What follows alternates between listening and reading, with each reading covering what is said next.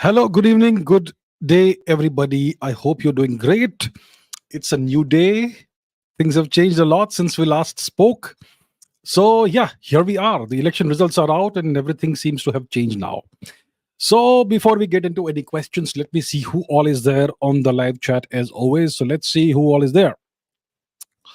I can see Terminator, Karan Yadav, Shabri, Ilantholi, Deep Kajale, Samana Satish, Yash Rao, Janvi, Shabri, Nutan, Vikrant, Random Skull, Vladimirovich Putin, Zubon Izang, Prachit Agarwal, Somi Mishra, Yash Tiwari, Somi Jain, Somyajit Mukherjee, Sonia Sinha, uh, Absence, Niharika, Rahul, Piyush, Ashutosh, Rajat, Ishan Sharma, Utkarsh, Zij, Om Bekerikar, hello, doesn't matter. Amisha, hello. Ayush, Anshul, Dave Tapan, Deep 999, Absence, Fight and Survive, Dave Tapan, Those Human Beings Weirdly Flipping, Wonder Ape, Radhika, Aditya Karan Nalawat, hello, Jay, Shankar, Suwan Singh, Param Rituraj, Amisha Mishra, hello again, Vishal, Sumit Kumar, Shravani, Ratna, Taru Panda, Ayush, Zero with non-joiner, Akash, Jayavant, Lakpa, Bhargav, Vishal, Hardik, Deep, Tripti, Om Prakash, Sagar, Shriram, Dev, etc. Everybody else. Nitin, Nama, Chandrasekhar Teli, Maklavin, Sanket, Malik Sayed, Sine Stubborn, Roshan, Tanish, Rajat Chopra, hello. Tanmay, Arijit, and everybody else. Dr. Jayashankar, hello. Ralla, Svikar, Janvi, and everybody else. Tony Verchetti. Okay, I'm gonna stop greeting everybody and let's get on with the questions. So, what questions do we have? Ask me the questions. Ask me the questions. We shall take up the questions. Let's go. VM says this election has given a shock to the BJP, with them now not holding an absolute majority in the Lok Sabha. Will this impact any important decisions made by the government now? Of course, it will impact major decisions, important decisions that will be made by the government now. This is no longer the era of the BJP as a standalone party. This is not a victory for the BJP. This is a victory for the NDA. The BJP got what, 240 seats? They were talking about 400. They got 240 or so seats, which is short, well short of the 273 mark, which is one past the halfway mark. So now they're going to have to depend on other parties. One is the Chandrababu Naidu's party, Mr. Chandrababu Naidu's party. One is Mr. Nitish Kumar's party, and there are other smaller parties here and there. They're going to have to depend on that. And the two big ones are Mr. Naidu's party and Mr. Nitish Kumar's party, and they're going to extract concessions from Mr. Modi. They're going to do that. The ball is in their court now. So they're going to ask for very important ministries and whatnot. We don't know. They're going to ask for all that. And every major decision, every important decision, policy decision, or whatever the government does, Mr. Modi does going forward next 5 years, they're going to want to have a say in everything. They're going to extract everything of value that they can. So we're not going to see a strong, powerful Mr. Modi this time. We're going to see a weak Mr. Modi. This is the truth. Exactly what it is. Mr. Modi is no longer going to be that strong, that great leader that we had the past 10 years. He's going to be a much weaker, a diminished leader. And we're going to have this may impact various decisions made by the government. I don't think it will impact foreign policy too much. I don't think it will impact the economic policy too much. But yes, these parties will have a say in that. And when you have other parties coming into the mix, whichever it is, it's more than these two that I just named. There are multiple parties here. When you have other parties in a coalition, there's always the possibility of foreign interference, external interference, and so on. All right. So that's where we are. It will certainly have some kind of an impact on the policies that the government frames this time around, the next 5 years, the major decisions they make, and so on.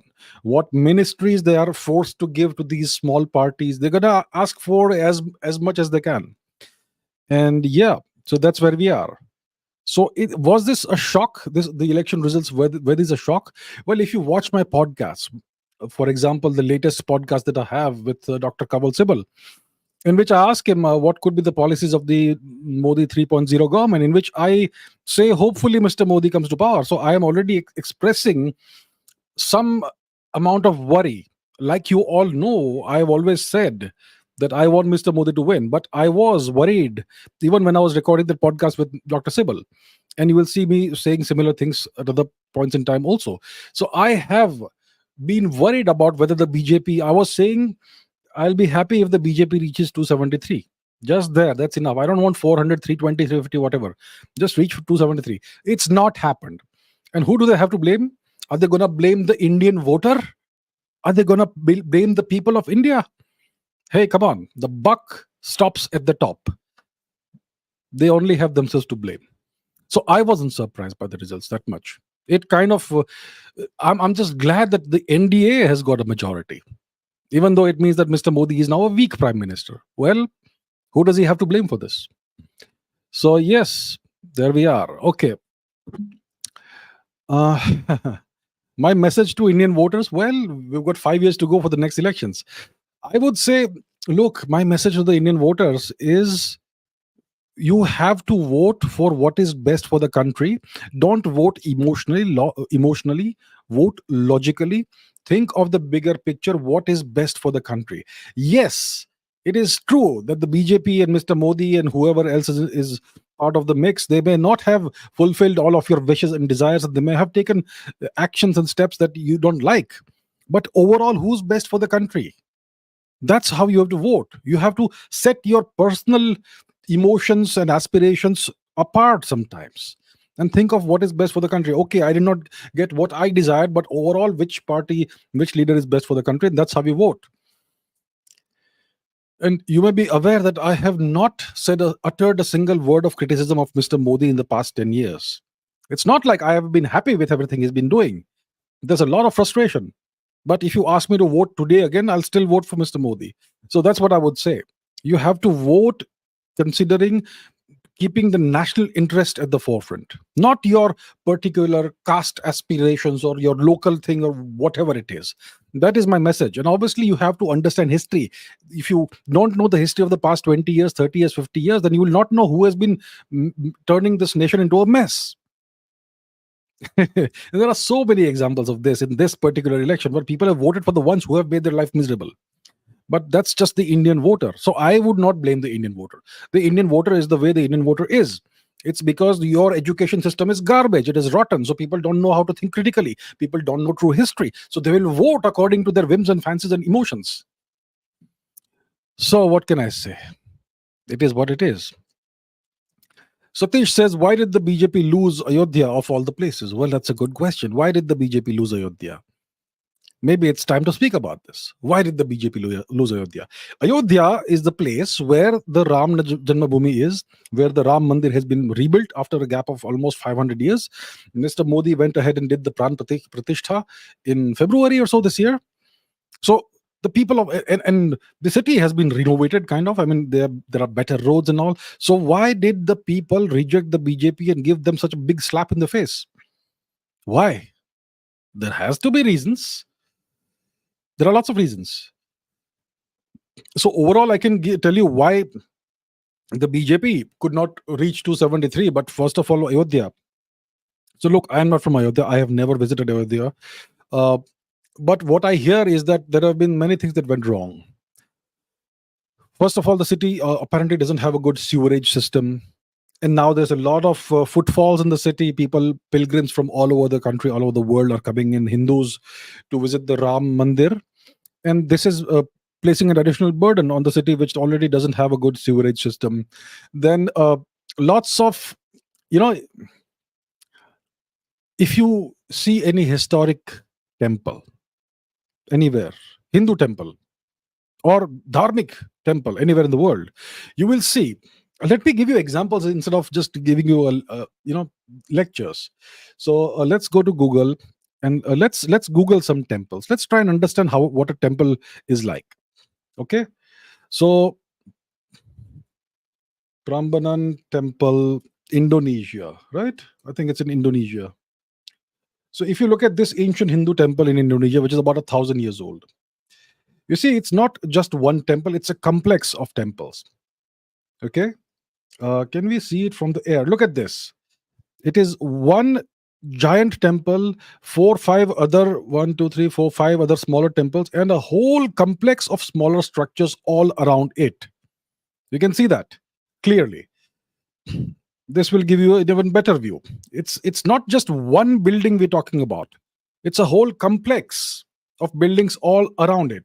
What about Angkor? Angkor Wat temple, which is another Hindu temple, which is in Cambodia.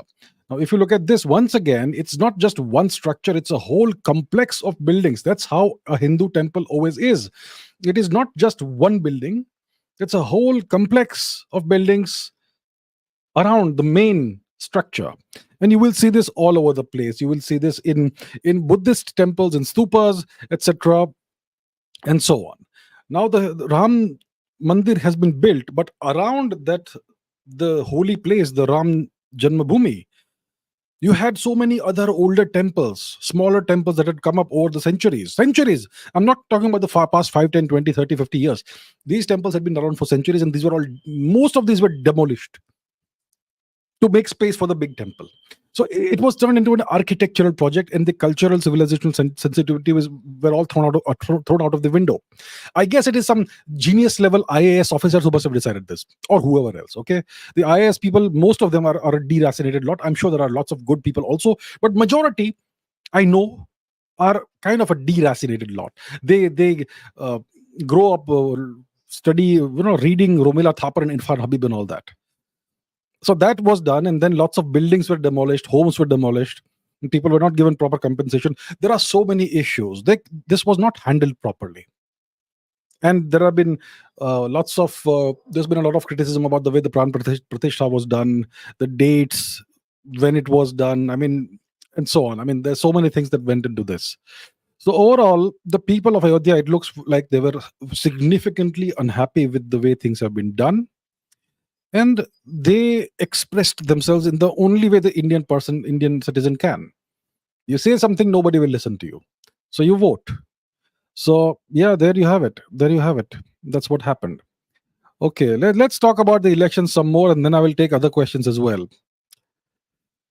Chirag Avasti says, if after the next 5 years, some other government, some other party comes to power, will they ruin all the progress of Modi of the past 10, 15 years? How will it impact India? The moment one of the older parties comes to power, whether it is one party or a coalition of parties, they will within weeks undo everything that Mr. Modi has done in the past 10 years. Within weeks, it will be undone. Okay? And Mr. Modi in the past 10 years has not touched a single word in the Indian education system. The moment these people come to power, in a matter of days or weeks, they will reform in their way the Indian education system in such a way that it will take India back another 100, 200 years. That's how fast they act. And the BJP did nothing over the past 10 years. I have been so frustrated about this. I've spoken about this. I've got 2 or 3 episodes of Ask Abhijit only about the education system. 38, 39, whatever number it was. I don't remember now. So, yeah. So that's what they do. They will undo everything. So it's just the grace of the gods that at least the NDA has gone past 272, 273. The BJP has been unable to do it. The Modi wave is over. The Modi tsunami is over. But yeah, so it will be a disaster for India. And even now, it's going to be a weak Mr. Modi and a weak government of India. And yeah, we will not, the economy perhaps won't grow the way one hoped it would. So who do we blame for this? Do we blame the Indian voter? The Indian voter, we know who the Indian voter is. All right, let's see something else. Rajat says, will India be unsafe in the next 5 years? And how will the foreign relations we built in the past 10 years suffer? What should the common Indians do? It looks like dark days are coming. Look, let's not be so pessimistic. I don't think dark days are coming yet. And I don't think the foreign policy will change too much. Obviously, nations like the US are going to negotiate much harder with India. They're going to press India much harder because this is going to be a weaker Mr. Modi, a weaker government, and Mr. Modi will have less room to maneuver because of the pressure of his own allies in the NDA, because they will want to extract as much as possible from him. And I don't blame them. That's the way politics works. That's the way electoral democracy in the Westminster system works. So I don't blame them for that. So he has placed himself in this position, Mr. Modi, by claiming that I will get 400 this time. Have some humility, sir. I'm a well-wisher. I have not said a single word of criticism in the past 10 years. But here we are. So I don't think India will be unsafe. Foreign relations are going to change some more. The US and nations like the US, etc., even Russia, even China, are going to negotiate much harder with India. They're going to press India much more. And the danger is that if Mr. Modi doesn't have sufficient room to negotiate, doesn't have sufficient maneuvering space because of the coalition partners, then India may become like the EU nations and might have to, give concessions to the US. So when you are not a very strong, when you don't have a very strong government with a lot of room to maneuver, you get placed in such positions. So that is the danger we have, that we become a vassal of the US. There is a possibility. Well, I hope it doesn't happen. I hope Mr. Modi still has a strong foreign policy. It's possible that the alliance partners will only want concessions and whatever it is at the domestic level, and hopefully not at the foreign policy level. So as long as there is there, we will be fine. But yeah, foreign policy, there could be less room to maneuver for Mr. Modi. And economically, this could somehow, in some way, perhaps, possibly, hopefully not, but possibly hamper India's economic growth. So instead of growing at around 8%, which we are doing for the past couple of quarters or whatever it is, we've been growing in excess of expectations. Now we may be growing at 5%, 5.5%, or something, which would be bad for us. We want to grow as fast as possible, as long as possible. So yeah, that's where we are. So India, I don't think India will be unsafe, or the US will pressurize India to normalize relations with Pakistan. For sure, they will pressurize India. They'll pressurize Mr. Modi to normalize relations with Pakistan. Now it depends on how much leverage they have, and whether they can, if they have any, let's say, backdoor channels with the alliance partners, then they could make the alliance partners make unreasonable demands, which would place more pressure on Mr. Modi. And by doing that, by applying pressure from various fronts, you could make Mr. Modi do things that he would otherwise never want to do. Mr. Modi has been ignoring Pakistan completely for the past 5 or so years. Now he may be forced, perhaps. I'm speculating entire. This is entire complete speculation. But the Americans will want to weaken India from a variety of fronts. So this is now the prospect that we are staring at. I am still optimistic. I'm still optimistic that Mr. Modi will be able to handle the alliance partners. They will also be reasonably reasonable, reasonable, and hopefully things go well. It all depends on how Mr. Modi and his people, Mr. Shah, etc., they deal with this. But overall, it's not the ideal situation. What should common Indians do? Pray, my dear friends. Pray now. It's no longer in your hands. You, the Janata Janardhan, like Mr. Modi says, have voted. So now reap the benefits of what you have done. I don't think my viewers have voted in this manner, but what can I say? Dr. Jaishankar says, what are your thoughts on Amritpal Singh's victory with him being a Khalistani? Well, you reap what you sow. It was very well known that this Khalistani sentiment was being nurtured by the Five Eyes nations, which is led by the US. This has been happening for such a long time. Was Mr. Modi not aware of this? Was the government not aware of this? And was any action taken to nip this in the bud? No. You keep appeasing them, right? When when the farm laws were brought in, which were good laws, and these people come and start blockading roads, these fake farmers, these billionaire farmers who come in Mercedes and SUVs, you give in to them and you give them such a big boost that we can now hold the country to ransom. They come into Delhi, the Delhi riots happen. They climb on the Red Fort. You do nothing. Nobody is jailed. then obviously these people will be emboldened. And now you have actual Khalistanis being elected to the government. Who do we blame for this? I blame Mr. Modi and his government. They should have been stronger. I still think Mr. Modi is the right leader for us these 5 years. But this is entirely who is to blame? Who else is to blame? At the end of the day, it's the leadership that is to blame for whatever goes wrong. You can't blame the people of India. So it is very unfortunate. This is a very dangerous thing for India.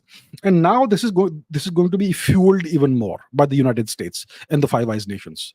They are the ones who have kept this Khalistan nonsense going on for all these years.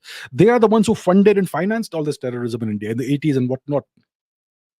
The Pakistani terrorism, the Khalistani terrorism, all that. They funded this.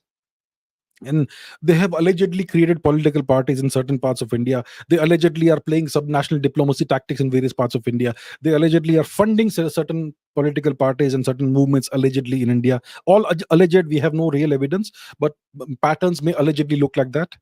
So this is going to happen more now. Now we have Khalistanis in parliament. Okay, congratulations, good job, sir, good job. What can I say? Yeah, it's very unfortunate.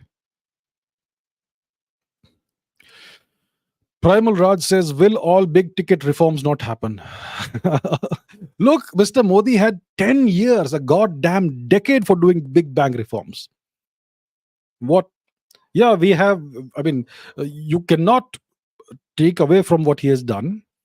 You know, bank accounts for everybody has that, various schemes that have benefited the poor people, so much roads, railways, infrastructure being built, railway lines being built, highways being built at breakneck pace. So many, they've doubled the number of airports. They have tremendously strengthened the northern boundaries with Chinese occupied Tibet and given the armed forces whatever they need. All these things I really commend the government. But big ticket reform, what else is left, right?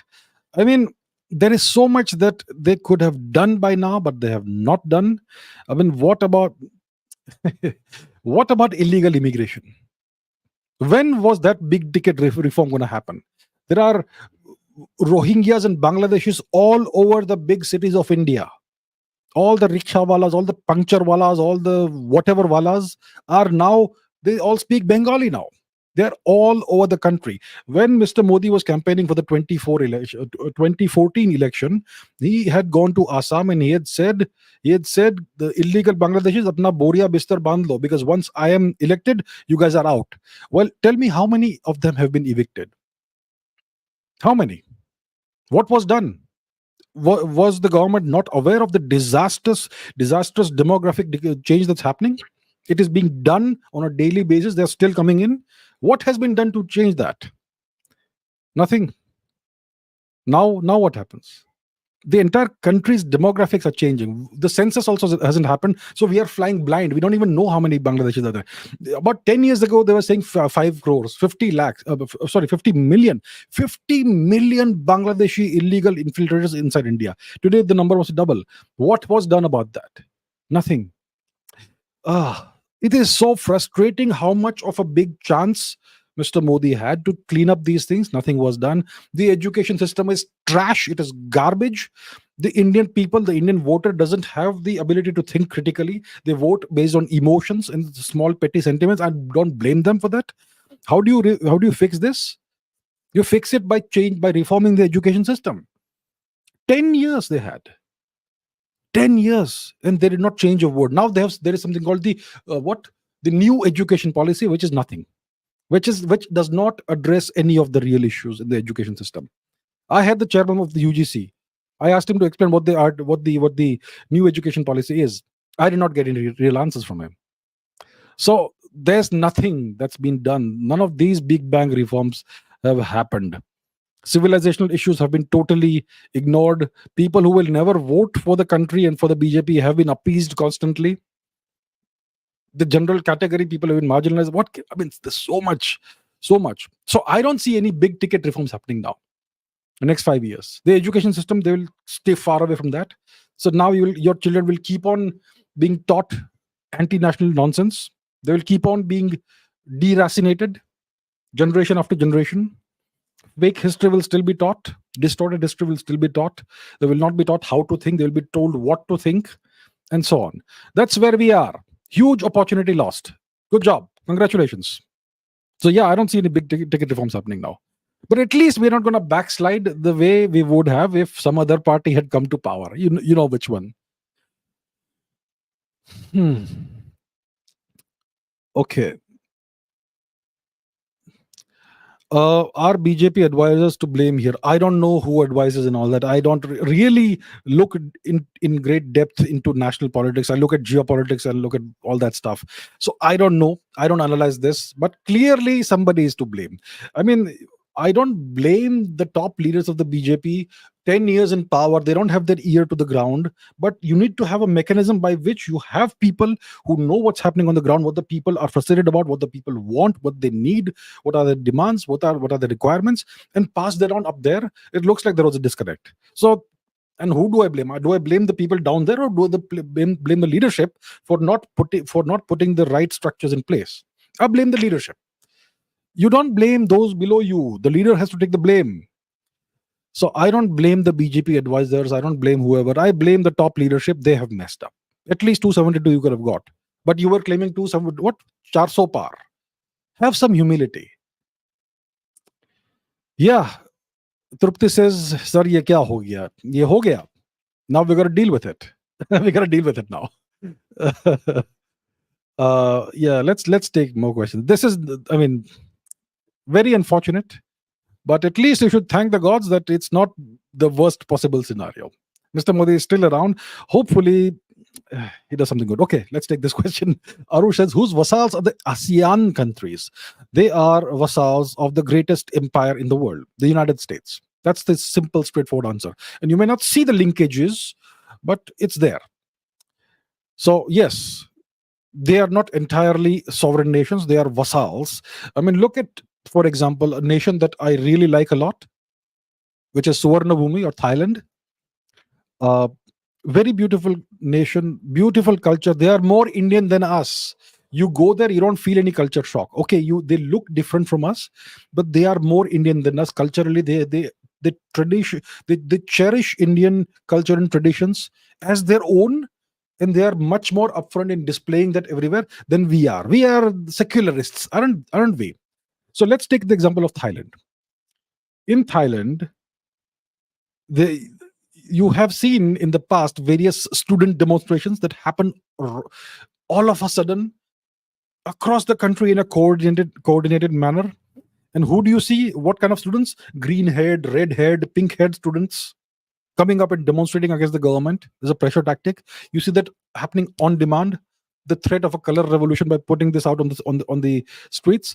So yeah, it's just one example. All these nations, and then there is the geopolitical meddling in Burma, it's not an ASEAN country, it's a Southeast Asian country, and that's spilling over into India. It's another pressure tactic for India or on India.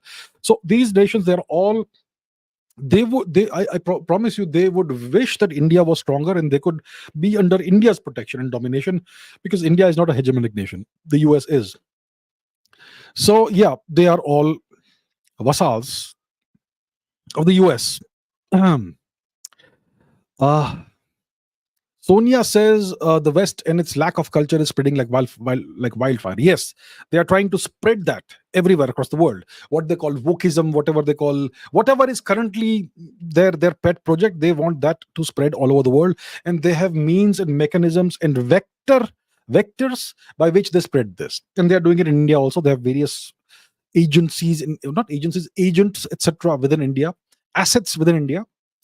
Now we're going to have foreign universities setting up shop in India.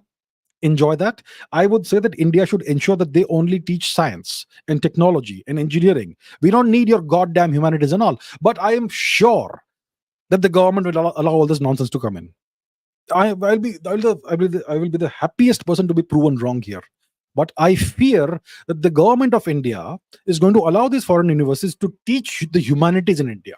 We don't need that. You have a degree in humanities. What do you produce? What do you produce for society? You produce nonsense. You produce wokeism and woke ideas. It's like a virus. When you have a degree in engineering, you produce something valuable and tangible. So I don't know why we would need these universities to teach the humanities in India, but I'm pretty sure it's going to happen. I hope I am wrong. I'll be the happiest person to eat my words, to be forced to eat my words. I'll not be forced to do it. I'll do it willingly and happily. But that's what I fear. So yeah, that's where we are. All right, let's let's take some other questions. Okay. Malik Sayed says, if the US really has oil reserves, then why do they waste their power in the Middle East, nurturing vassals like Israel, Saudi? Also, some say that US bluff about oil reserves. The US has gigantic oil reserves now, and this is all shale oil, and it's extracted via a process called fracking, which is very bad for the environment. But it is what it is. And the US is now not just self-sufficient; it's probably the world's number one producer of oil today.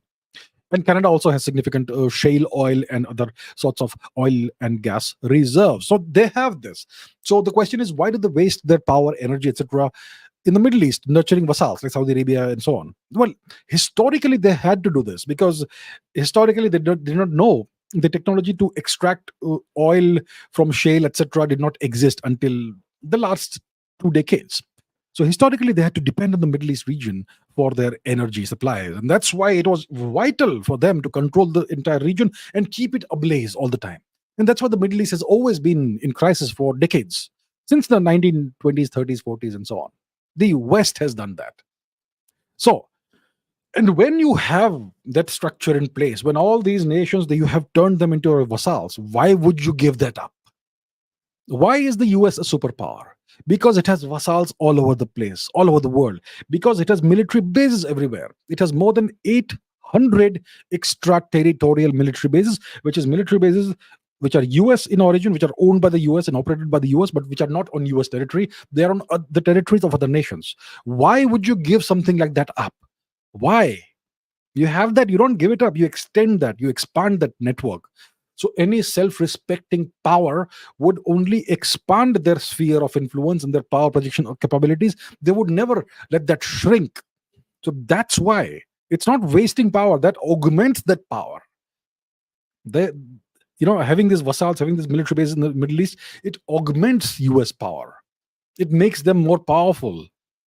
So it's these extraterritorial military bases, which is the basis of their power projection, firstly. And secondly, it is the US dollar's status as the world's reserve currency. These two things make the US the superpower, the sole superpower. What is different between the US and Russia? Power projection. Russia has no power projection, nothing compared to what the US has. And the US has the world's reserve currency. The Russians don't have that. So that's why Russia is not a superpower, despite having the world's scariest and largest stockpile of nuclear warheads. So yeah, so that's why they do this, and they're not bluffing about their oil reserves. They do have that for sure. Okay, Radhika says Modi did everything for India. I agree. The man, to the fullest extent of his capability, has served India. He's not taken a single day off. He sleeps 3-4 hours a day. That's what one hears, and he truly has been serving India. So no criticism of that whatsoever. You cannot question his dedication. You can't question his work ethic. You can't question his sacrificing everything for the country. No doubt about it. So yes, Modi did everything for India. Totally agree. Do you feel we are divided into states and can't look beyond that? A developed India 2047 is not our concern. That's why we were ruled by others for so long. I agree. We are divided into states on a linguistic basis. You should, I have a podcast on this channel with Dr. Gautam Desiraju, in which he advocates that India should be divided into about 75 or so states, smaller states. Okay? And lots of people don't like it. Oh, you are breaking Tamil Nadu into multiple states. You are trying to divide and rule. No, you idiots. It's not that. It gives better governance. A smaller state, in a smaller state, you have better governance because every person is closer in proximity to power. And there's a lot of things into that. So we have been divided into states, and these states have been drawn on the basis of linguistics. So it pits one state against another on a linguistic basis. It's us against them.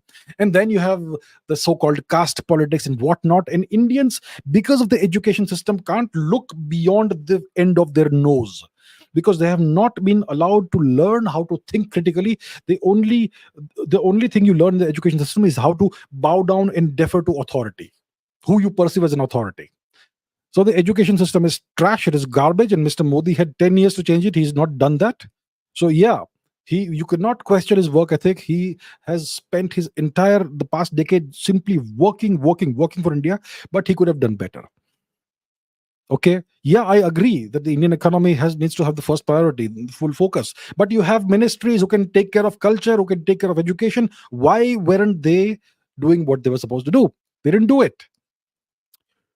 So yeah, and of course the people of India, because they don't understand, they don't realize how much under threat India is, because they are completely deracinated. They have no connection with Indian culture because the education system doesn't teach India's culture. So they feel that India's culture is some far away alien thing which existed in some other time period, and it has nothing to do with us, no relevance. So that's what it is, and people are concerned about small petty matters closer to home, and they don't see the big picture, that we are part of an ancient civilization. We have to redevelop and so on. So that, yeah, I agree, because of this, because of such this is one of the things that contributed to us being ruled by others for so long. And these others, they created this divides in society. They imposed this education system on us. And after 47, we have been continuing that. And after 2014, also we continued that. Nothing was done to change that. So that is deeply frustrating, and that's where we are. I would like to see a developed India by 2047. We still have time. What, 23 years? A lot can happen, but we will need the right leadership. We will need a strong leadership. Modi 3.0 is a time period in which we're going to have a weak leadership in India, because it's going to be a coalition government. Mr. Modi will be a diminished leader, a weak leader. It is now time to start thinking of who comes next. And from my perspective, the only person, I don't see Dr. Jaishankar being the next Prime Minister of India. Are you kidding me? He's not the next Prime Minister. He's not Prime Minister material. Let's be very clear. Dr. Jaishankar is not Prime Minister material. He's a diplomat. He's good at that. He's great at that. Nothing more than that. I don't see Mr. Amit Shah as the right Prime Minister for India next, or whoever else. I think the only person that gives me hope is Mr. Yogi. So now the question is, will he be the Prime Minister candidate in 29? Will that happen? When Mr. Modi wanted to be Prime Minister candidate in 2009, we know what happened. The Advani faction, the BJP, marginalized him. In 2014 also, Mr. Modi, he had to fight so hard to become the Prime Minister candidate. The Advani faction, again, Mr. Advani was Mr. Modi's mentor. And he tried to marginalize Mr. Modi and prevent him from being the Prime Minister candidate. So there's always this problem when there's the time for a power transition. So will Mr. Modi make it really hard for Mr. Modi, for Mr. Yogi to come to power, or to at least become the next candidate? It's possible. We don't know. There's all kinds of stuff that goes into politics. But I think it's time for us to start looking beyond Mr. Modi, because Mr. Modi 3.0 is going to be a much diminished Prime Minister. And that's just a fact. Okay, if it hurts your feelings, so be it. I'm just telling you facts. I support Mr. Modi. I wanted him to go past 273. He did not. He failed. And I'm just glad that the NDA still has a majority, and it's gonna continue for some time. Mr. Karat says, can you imagine the scenario where you have US military bases in Sri Lanka? The US can make it happen if they want to. That would create friction between the US and India, but the US is just way too strong. So it can happen. It can happen. They already have military bases in the Chagos archipelago, Diego Garcia, which is illegally occupied by the UK and the US. The Americans wanted a military base on an island off the coast of Bangladesh. And they had told Miss Sheikh Hasina that you give us this island, you allow us to make a military base here, and we will not interfere in your election. Okay? And at that time, we had a strong government in India, Modi 2.0. So Mr. Modi gave his full support to Ms. Hasina, and the Americans were not able to interfere in the Bangladesh elections, and she was able to win again. And the Americans have not got their military base there, but they want it. Now we have a weak government in India, weaker government, not entirely weak like Manmohan Singh, but it's a weaker government. So let's see what goes now. But it can happen. The Americans can make it happen. All right. Mm. Shiv says the sad reality of this election is that an IPS officer, Mr. Annamalai, former IPS officer, Mr. Annamalai, lost the election, and a Khalistani won the election. Where is Bharat heading towards? Yeah, yeah. Well said. Mr. Annamalai is a former IPS officer, but see, this is what happens because of indoctrination and brainwashing. This is why the education system needs to be reformed. And was Mr. Modi not aware of this? He had the chance. He had 10 years, a decade. Isn't it enough to reform the education system? To a certain extent, at least. So that people understand what, at least we're taught the right history, the correct history, the truthful history, factual history. So we will know what happened. What happened in the 1970s and 80s? Who was behind whatever happened? And why this cause is wrong? Bharat is Bharat. You can't break Bharat. And we have these people within Bharat who are now gonna sit in parliament. It's not the fault of the people. I do not blame the voter. The voter, he or she is simply doing what they think is right. Okay? So you have to educate them as to what is genuinely right for the nation and the civilization, not from me, from my petty little perspective. It is not all about me. It's about us. But people don't understand this because the education system doesn't educate them. It misleads them. So, yes, and that's why we have this sad reality. And who knows what more sad realities we will have. Yeah, that's simply where we are. And today we are in a situation where YouTubers and influencers can spread fake news narratives, and they are lapped up by people in the millions. And some of these influencers who are fake nationalists are actually honored by the government and given awards. And then they go later on and say, all eyes on Rafah. That's the kind of people the government is honoring. Clueless people. Clueless. The government, not the influencers. The influencers know what they're doing. The people in the government who are giving honors and awards to such fake nationalists, these opportunists, these people in the government are clueless, utterly clueless people. They have no idea what's happening. So yes, it's not the fault of the people of India. It's not the fault of the voter. It is the fault of the people in the leadership positions in the government. Nobody else's fault. A historical question. Thank God we are not talking about the elections now. Harsh Rathi says, do you think Hannibal Barca would have destroyed Rome if he had had enough support and resources from Carthage? Well, that was the intention. Hannibal Barca invaded Rome and dealt a crushing defeat on the Roman legions in a battle whose name escapes my mind right now because it's been so long since I read about it. But his intention was to end the threat from Rome once and for all. But he was not supported from home. He was not given the resources and replenishments and whatever else he needed from Carthage. They backstabbed him, they betrayed him, and that's why eventually he failed. And then we know what happened eventually. Carthage delenda est. Carthage was destroyed once and for all, and it never came back.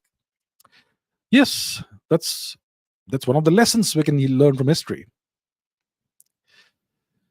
Okay. Shivatsa says, can the CAA and UCC be implemented? Do you think Mr. Modi will be a strong enough prime minister now with a coalition government to implement controversial reforms? CAA should have been done long ago. Should have been done when there was the opportunity. Now, I don't know. UCC, Uniform Civil Code, I don't know. Question marks. Question mark on UCC, question mark on CAA, both. I don't know if they can be implemented.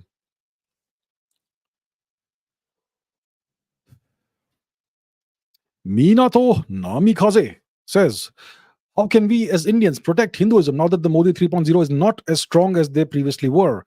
Yesterday's results of BJP not getting majority was a disaster. Yes, it was a disaster. What can we do to protect Hinduism? You practice Hinduism. That's what you can do. That is the best the common person can do. As you can see, there is the Hindu temples are still enslaved by the government. All the resources are stolen by the government, appropriated by the government, and used for God knows what. So the Hindu temples are still enslaved. And Mr. Modi had 10 years to change that. He did not. And if you see, if you go to Google Maps and go to any city, any Indian pilgrimage place like Tirtha Sthals and whatnot, you will see a small one Hindu temple and a number of religious structures of other religions all surrounding it.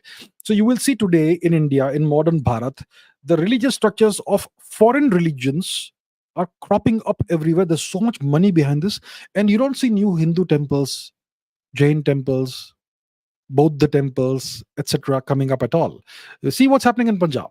Just see what's happening in Punjab. Sikh. What happened to the great Sikhs? What happened to Sikh pride? It is painful to see what's happening in Punjab. So, when I say Hinduism, I mean all the dharmic paths, all of them. So, what can we do to protect our culture, our civilizational heritage? You have to practice Hinduism, Buddhism, Jainism, whatever it is that you follow, practice it. Keep it alive. Teach it to your friends, teach it to your children, those who are on the same path as you, I mean, at least nominally. That's what you have to do. The government is not going to help you. It's entirely in your hands. The government should have been helping you. After all, you voted them into power, but they chose not to. Mr. Modi chose to appease those who will never vote for him repeatedly, again and again and again. And when something happens to your people, your problem. Karyakartas get chopped up in various states, their problem, and so on. And so on. So the government will not help you. Your favorite politicians will not help you. Whatever you want to do, you have to do it on your own. But yeah, you can. Are you not strong enough? Are you not numerous enough? All you have to do is coordinate, network, and do what is right. That's it. McLevin says, is it time for dictatorship? Well, if you want a dictatorship, how do you implement one? A dictatorship is a tremendously powerful leader and leadership with the entire structure around that person. Yeah.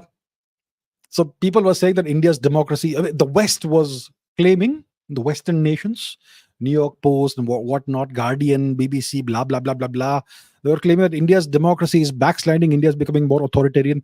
We are now becoming less authoritarian. If that was authoritarianism, Modi 2.0, now Modi 3.0 is what they like. It's going to be a weak government. Is it time for a dictatorship? I don't know, man. Well, much stronger leadership and government would actually be good for India. It will accelerate the changes that we need. But yeah, not happening now. Okay. Vignesh says, how do you manage to read the news from all around the world and also study history and science? I'm struggling to balance my studies with news. It's taking 3 hours a day to read the news. I don't read the news. I don't watch the news. I don't remember the last time I watched a TV debate. Okay.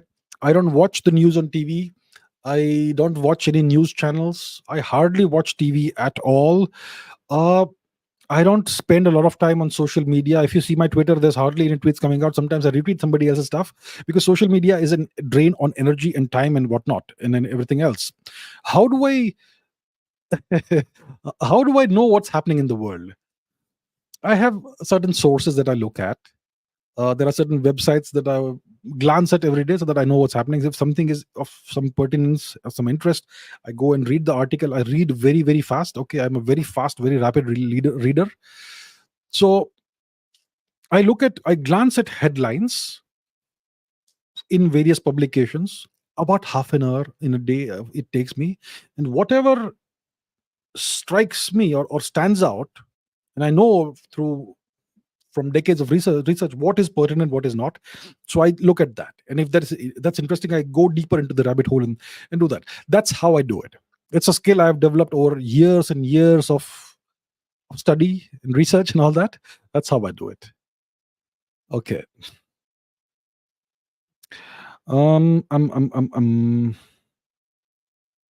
Chirag Avasti says, why do Indians and the West love democracy and secularism so much? Can't India and the world grow without democracy and secularism? Democracy there is no real democracy in the world. There is no real democracy in the world. The US, you think it's a democracy? It's a two-party system, one step above North Korea and China. And their policies are all the same. Whether it's the Republicans or the Democrats, they have the same economic policies and the same foreign policy, the same military policy, and the same policy of interfering in other nations' internal matters. So it's actually a uni-party state. Actually, the US, it's an authoritarian state masquerading as a democracy. But they claim to love democracy so that they can use democracy as a stick to beat you with. They don't love democracy. They love to pretend to love democracy. Indians are enamored with democracy. India is a genuine democracy, but we are told that democracy is in danger. What is more important, the national interest or your goddamn democracy? Is the national interest more important than your holy book, the Constitution? But this is what we are taught. This is why the education system needs reforms. That's why I keep on harping about the need to reform the Indian education system. Only then will Indians truly realize what is really important for the nation, for the civilization. Most Indians believe India was born in 1947. Most Indians believe that we had founding fathers. Most Indians believe that the Constitution is our holy book. The Constitution has not even been ratified by the people of India. It is an illegitimate Constitution. But if I say that, I get abuses. And they mean well. They think that I'm some anti-national or something when I see this. Okay? I know they mean well. And it hurts them when someone says that the Constitution is illegitimate because it's never been ratified, because they don't understand what it means. So this is the problem. The education system needs to be reformed so that Indians can genuinely understand what the world is about, what the country is about, what the real history is. But it's not been done. There was a period of 10 years when Mr. Modi could have done something about it. He chose to completely ignore the issue and then enjoy the rest of these 5 years. And let's see what happens next. Okay. Harshit says, I want to ask about Haryana, where on 5 seats BJP won and 5 Congress won. According to you, who's going to form government there? I'm so sorry. I do not know. I'm not a political analyst. Okay, I don't look at each state and the structure, caste structure and seat structure and how many people, which party has had historically stronghold in which seat. I don't look at that. I have absolutely no idea. I certainly can become really good at that if I put my mind to it, but it doesn't really interest me that much. I am interested in the national interest, in geopolitics. That's what interests me. You ask me about that, I can answer. This, I'm so sorry, I apologize, but I don't know. So I can't answer your question. I hope, yeah, that's just what it is.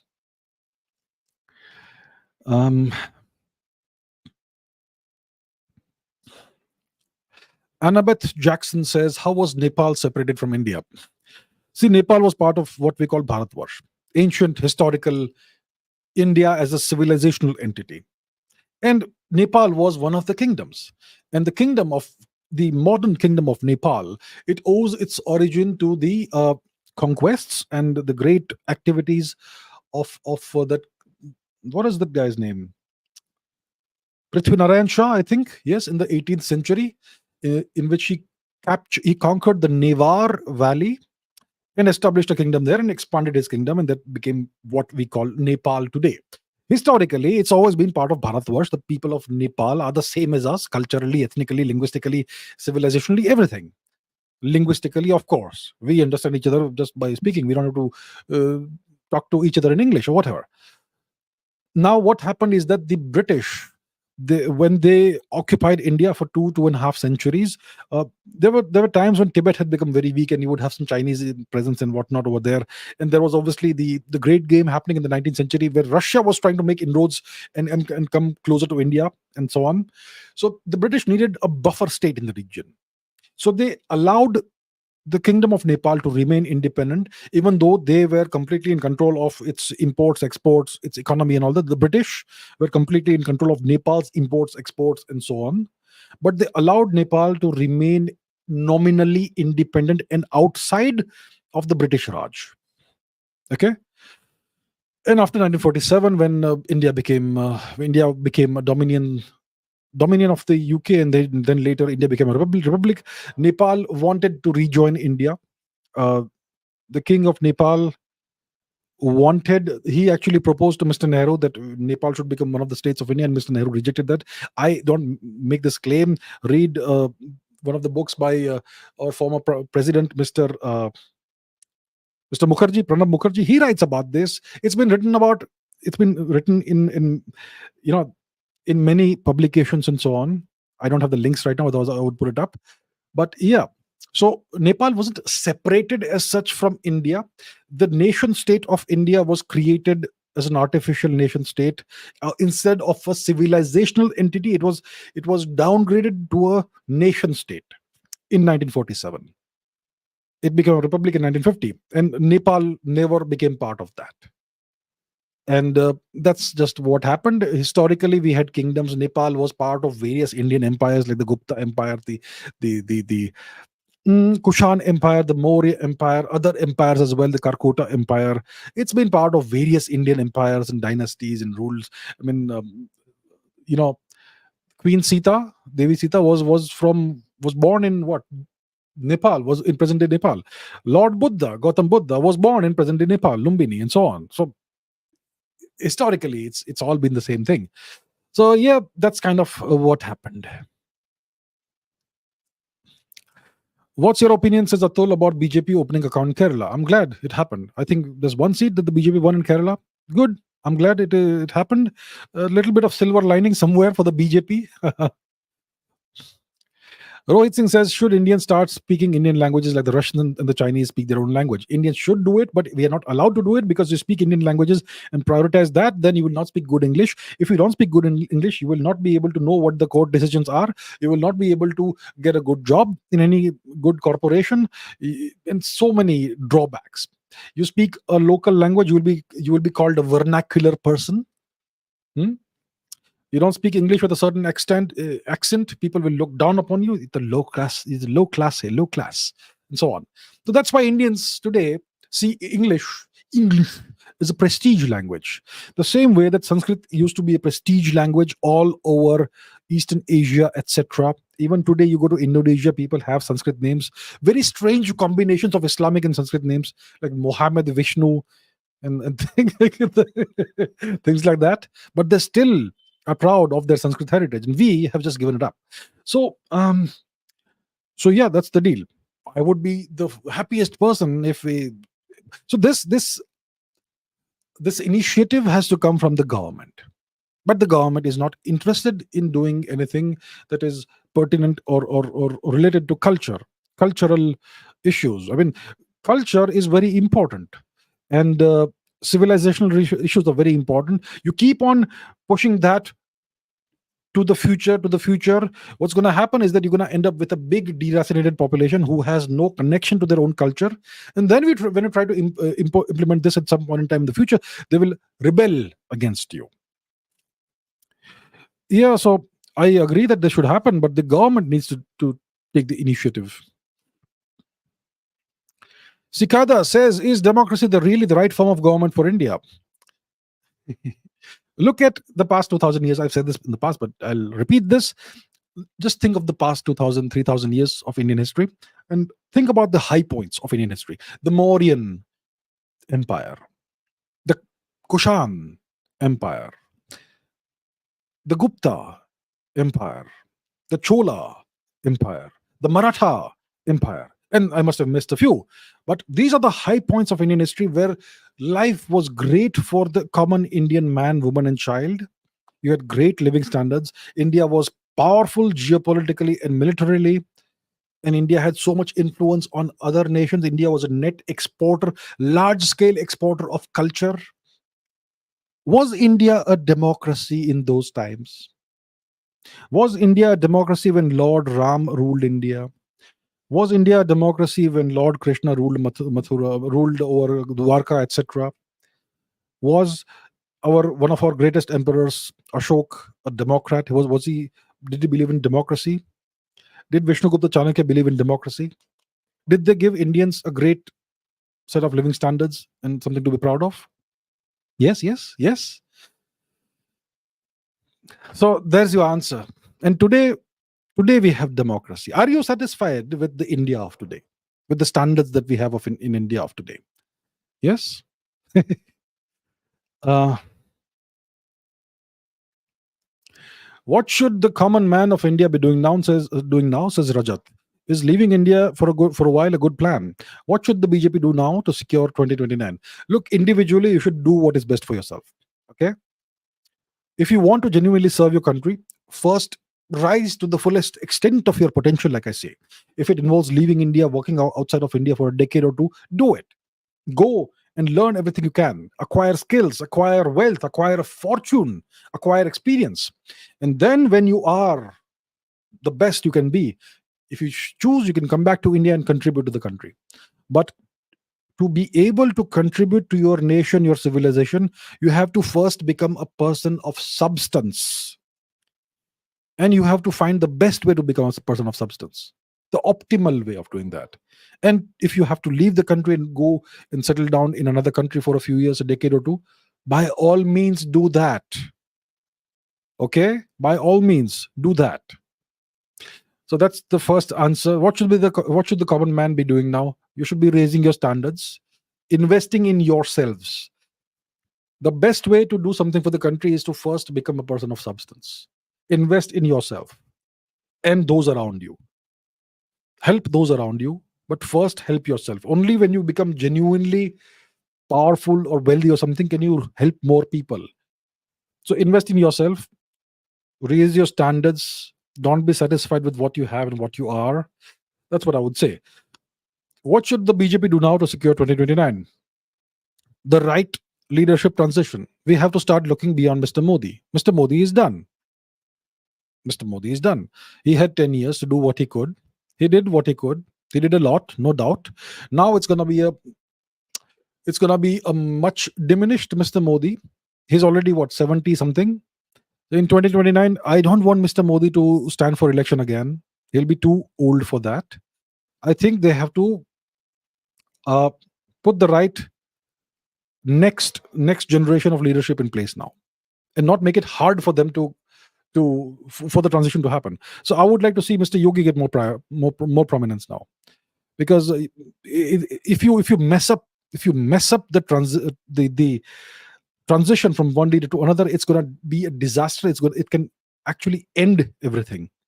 So that is what the BJP should do now. First of all, learn the lessons of 2024, learn some humility, throw away the arrogance, get some good speakers who can come on the national media, not annoying people. I'm not saying everyone's annoying. You need to have people who understand what the common man and woman and child wants. You need people with some humility. They need to stop bringing in people from other parties. If you are bringing in people, leaders, allegedly corrupt leaders, some of them at least, from other parties, then why should the common man, woman and child not vote for those political parties instead of the BJP? And do something about the goddamn Bangladeshis and Rohingyas. Otherwise, you're going to build the economy, and these people will outbreed you, and then you will hand over this great economy to the Bangladeshis and Rohingyas.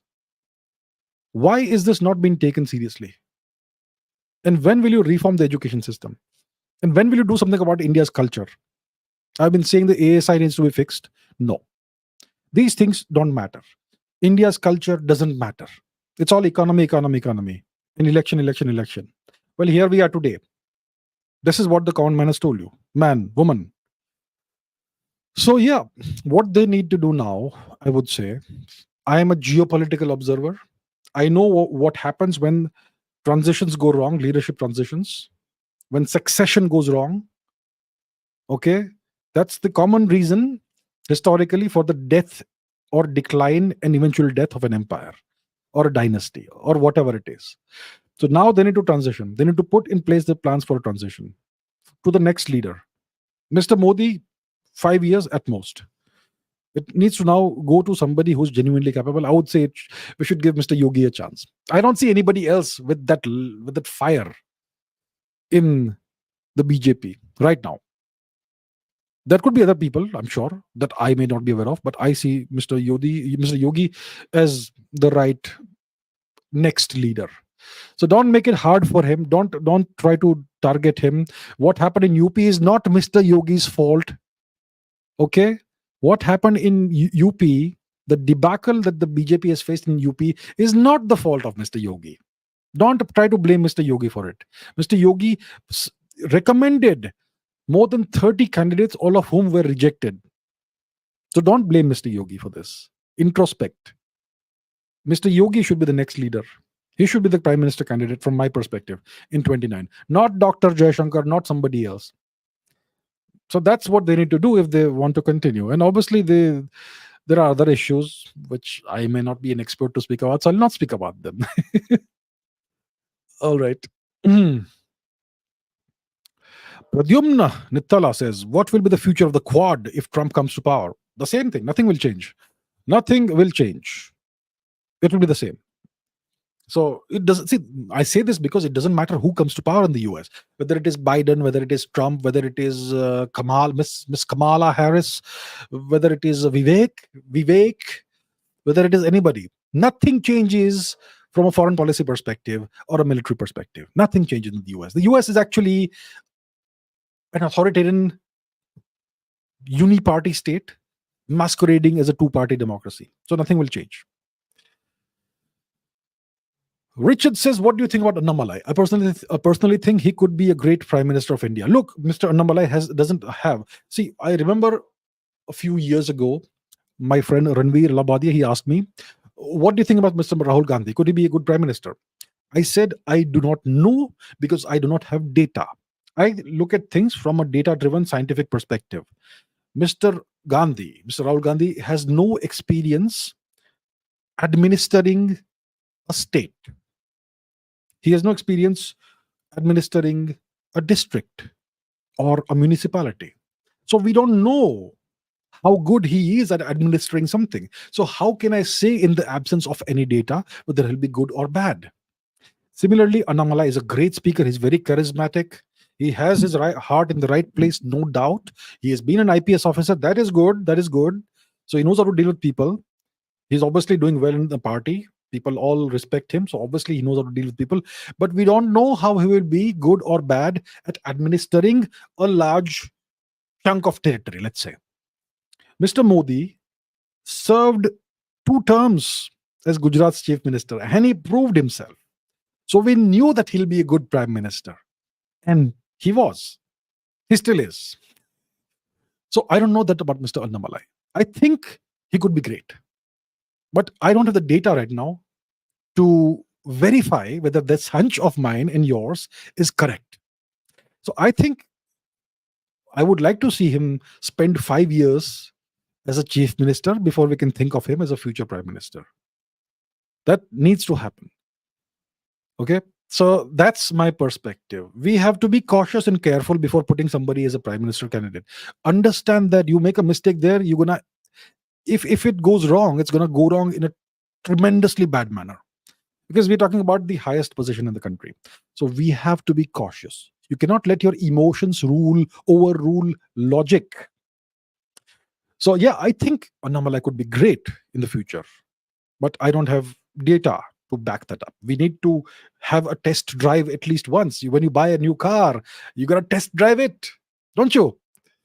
So yeah, there you have it.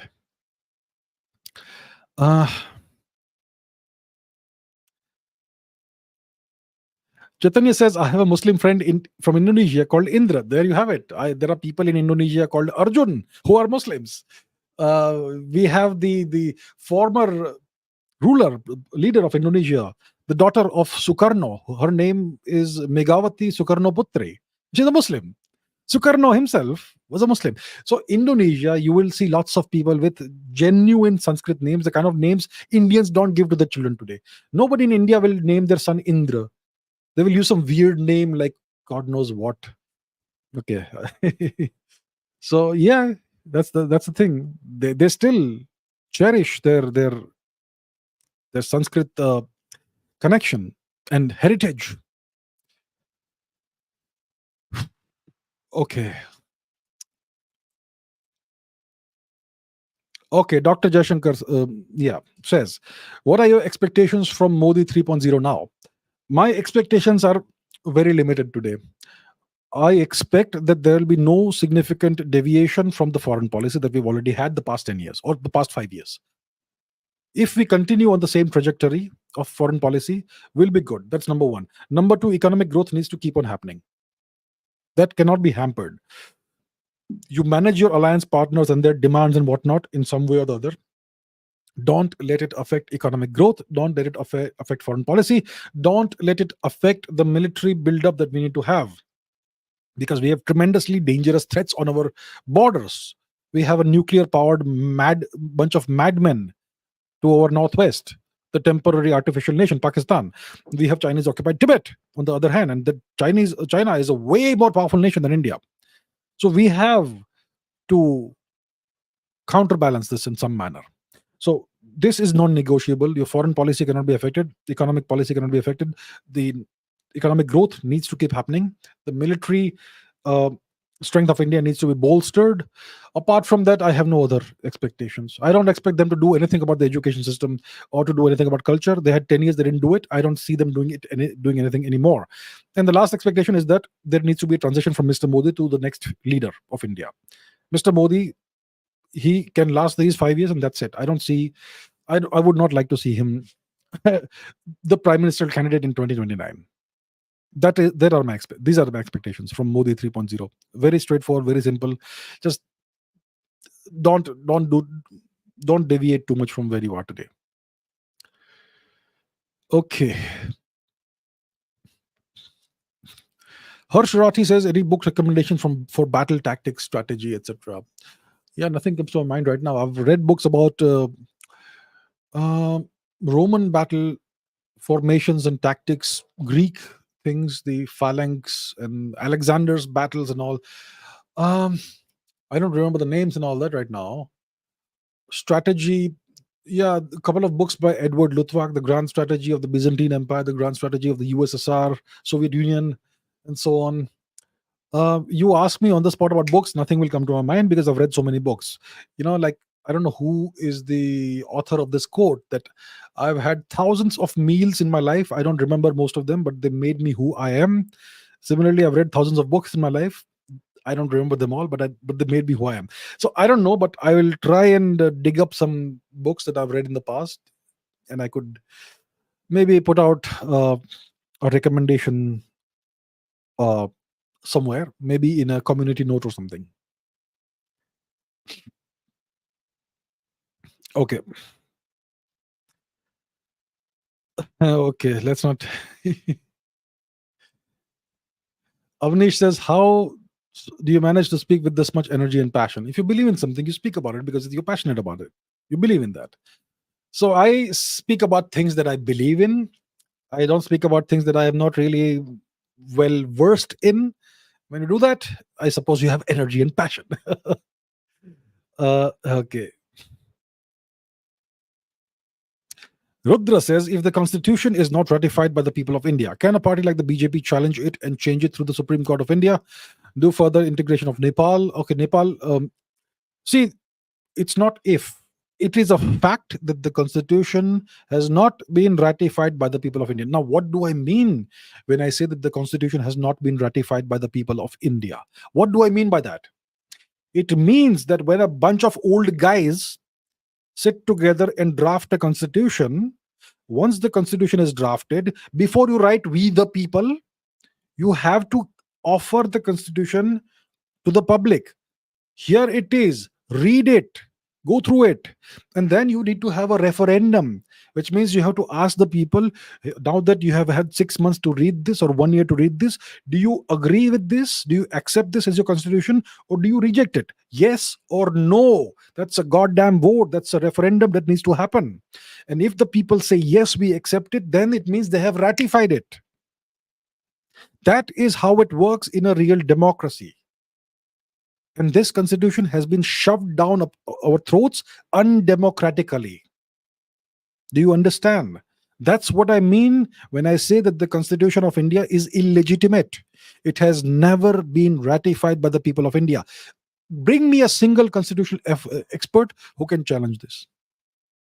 Bring me anybody who can challenge what I'm saying here. They won't. Now, can a party like the BJP challenge it and change it through the Supreme Court of India? Party like the BJP worships the Constitution of India. If you see Mr. Modi, he has actually worshipped the Constitution of India because it is what brought him to power. They won't ever challenge the Constitution. I don't see that happening. And I don't know about the Supreme Court of India. They also owe everything to the Constitution. They won't challenge it. And if somebody tries to challenge it, they will throw it out and they may perhaps sanction the person who tries to challenge the Constitution of India.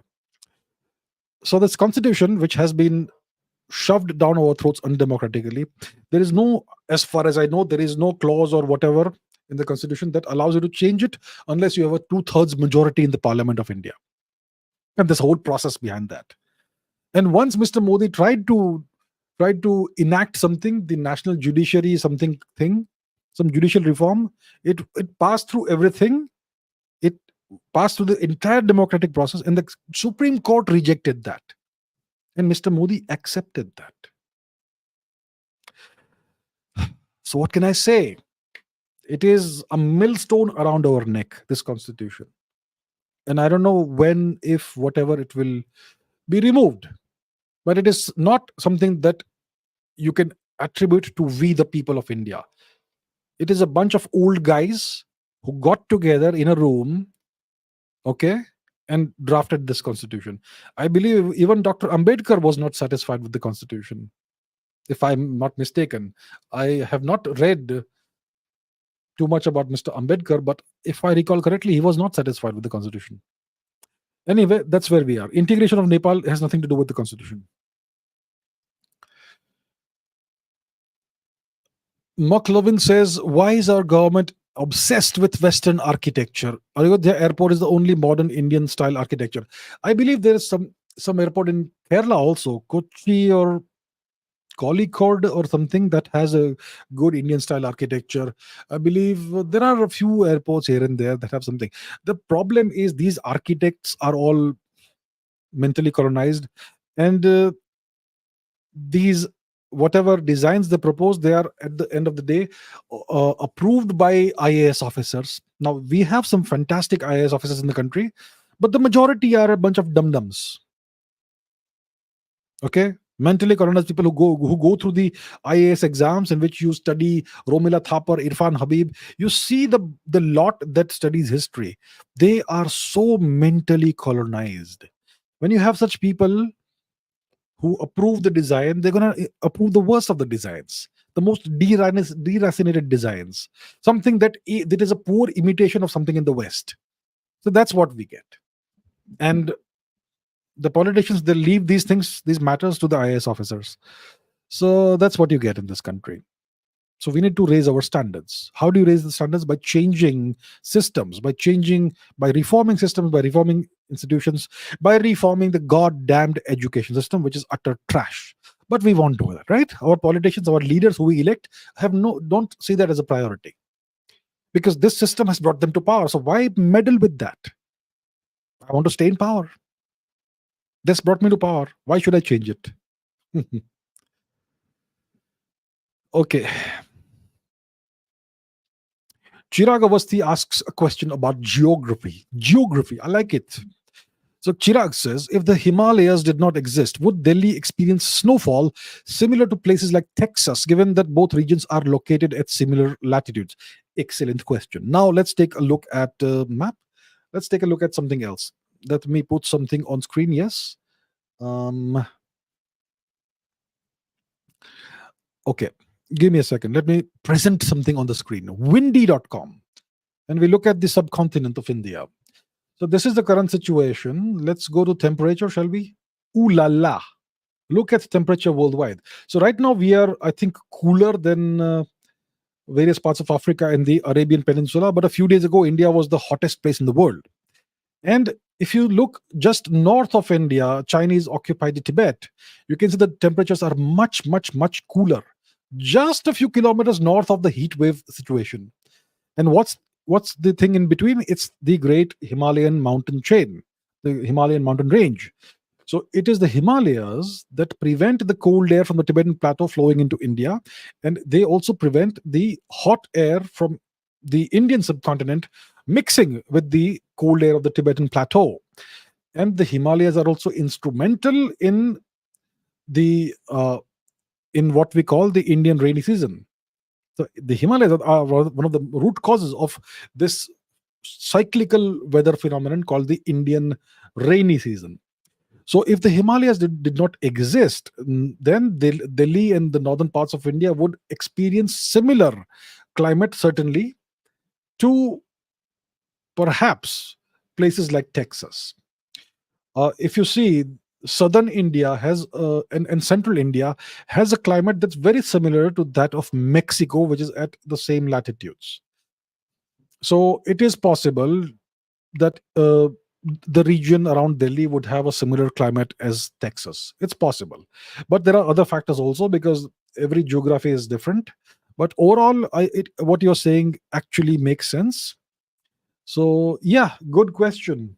Good question. But you can't do away with the Himalayan mountain range. It's a fact of life. It's been there for at least 50 million years, and it is something that defines the climatic and geographical conditions that are characteristic of the Indian subcontinent. All right. Rajat says, will relations with the Middle East suffer now? What would happen to the Indians who are working or planning to go there because BJP did not manage to strengthen our ties? I don't see anything going wrong with our relations with the Middle East. I see the alliance partners of the BJP within the NDA want some benefits. Obviously, this is the great opportunity they've been praying for. Now they've got it. So obviously they will try and extract as much as possible, as many concessions as possible from Mr. Modi, ministries and whatever, special status for this state or that state, and this ministry, that plum post, all that they will want. Beyond that, I don't think they will try, and unless there is some foreign relationship or whatever, beyond that, I don't see the foreign policy changing too much. So as far as it goes, as far as our relations with the Middle East go, nations like friendly nations like Saudi Arabia, the UAE, etc., Oman, and so on, I don't see too much changing. So the ties are pretty strong. The relationship is very good. The bilateral relationships are all very good. I don't see that changing too much. So our relations with the Middle East, I don't see them suffering in any way. And Indians who are working there and planning to go there can just go ahead with their plans. No issues.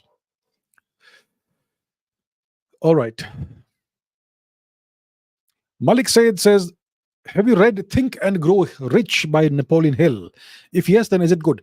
I haven't read it, but I have listened to it. I had an audiobook. And long ago, when I used to travel overnight by train to go to some place or the other, I would listen to that and lie down.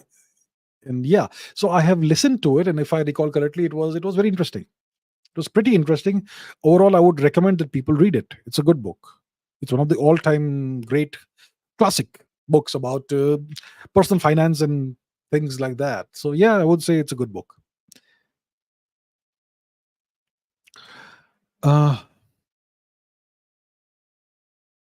Okay, let's see what other questions we have. Annabeth Jackson says, why is the ASI, Archaeological Survey of India, so underfunded? The problem, from my perspective, certainly it is underfunded. It's something to do with history and culture. So why would the government fund that? They don't care about history and culture, the government. The real problem is not that they are underfunded. The real problem is that they simply don't care about what is really important. They will prioritize the upkeep and renovation, etc., of the architecture that the foreigners left behind in India. The foreign occupiers of India of the past 10 or so centuries. The Turks, whatever they built is something sacred to the ASI, and whatever the British architecture, the British left behind, that is sacred to the ASI. And they're going to spend all of their efforts and money and funds and resources in this work. When it comes to uncovering the true history of India, they don't want to touch it with a 100-foot pole. When it comes to excavating Dwarka, the undersea exploration of Dwarka, they won't do that. It's not been done for the past 2-3 decades. And who knows what the situation is of the underwater city. Mr. Modi went there recently. He got some nice photographs and all. He did a scuba dive and all. But what about funding the ASI and funding and restarting the archaeological work over there? Nothing. Nothing. So it is because of a lack of political will. The politicians, the leaders of this country simply don't care about this. That's all I can say. Technical Ansh says, will Yogi be able to secure the CM, Chief Minister position again in the next election in the UP, in Uttar Pradesh? Seeing the current scenario, I think Mr. Yogi is the best leader Uttar Pradesh has had in decades. He has done such tremendous work in the state. Obviously, there's still room for improvement. I'm sure there is a considerable amount of room for improvement. But what he has already achieved is tremendous. Now, will he be able to secure the CM position again? Depends on his leaders in the BJP.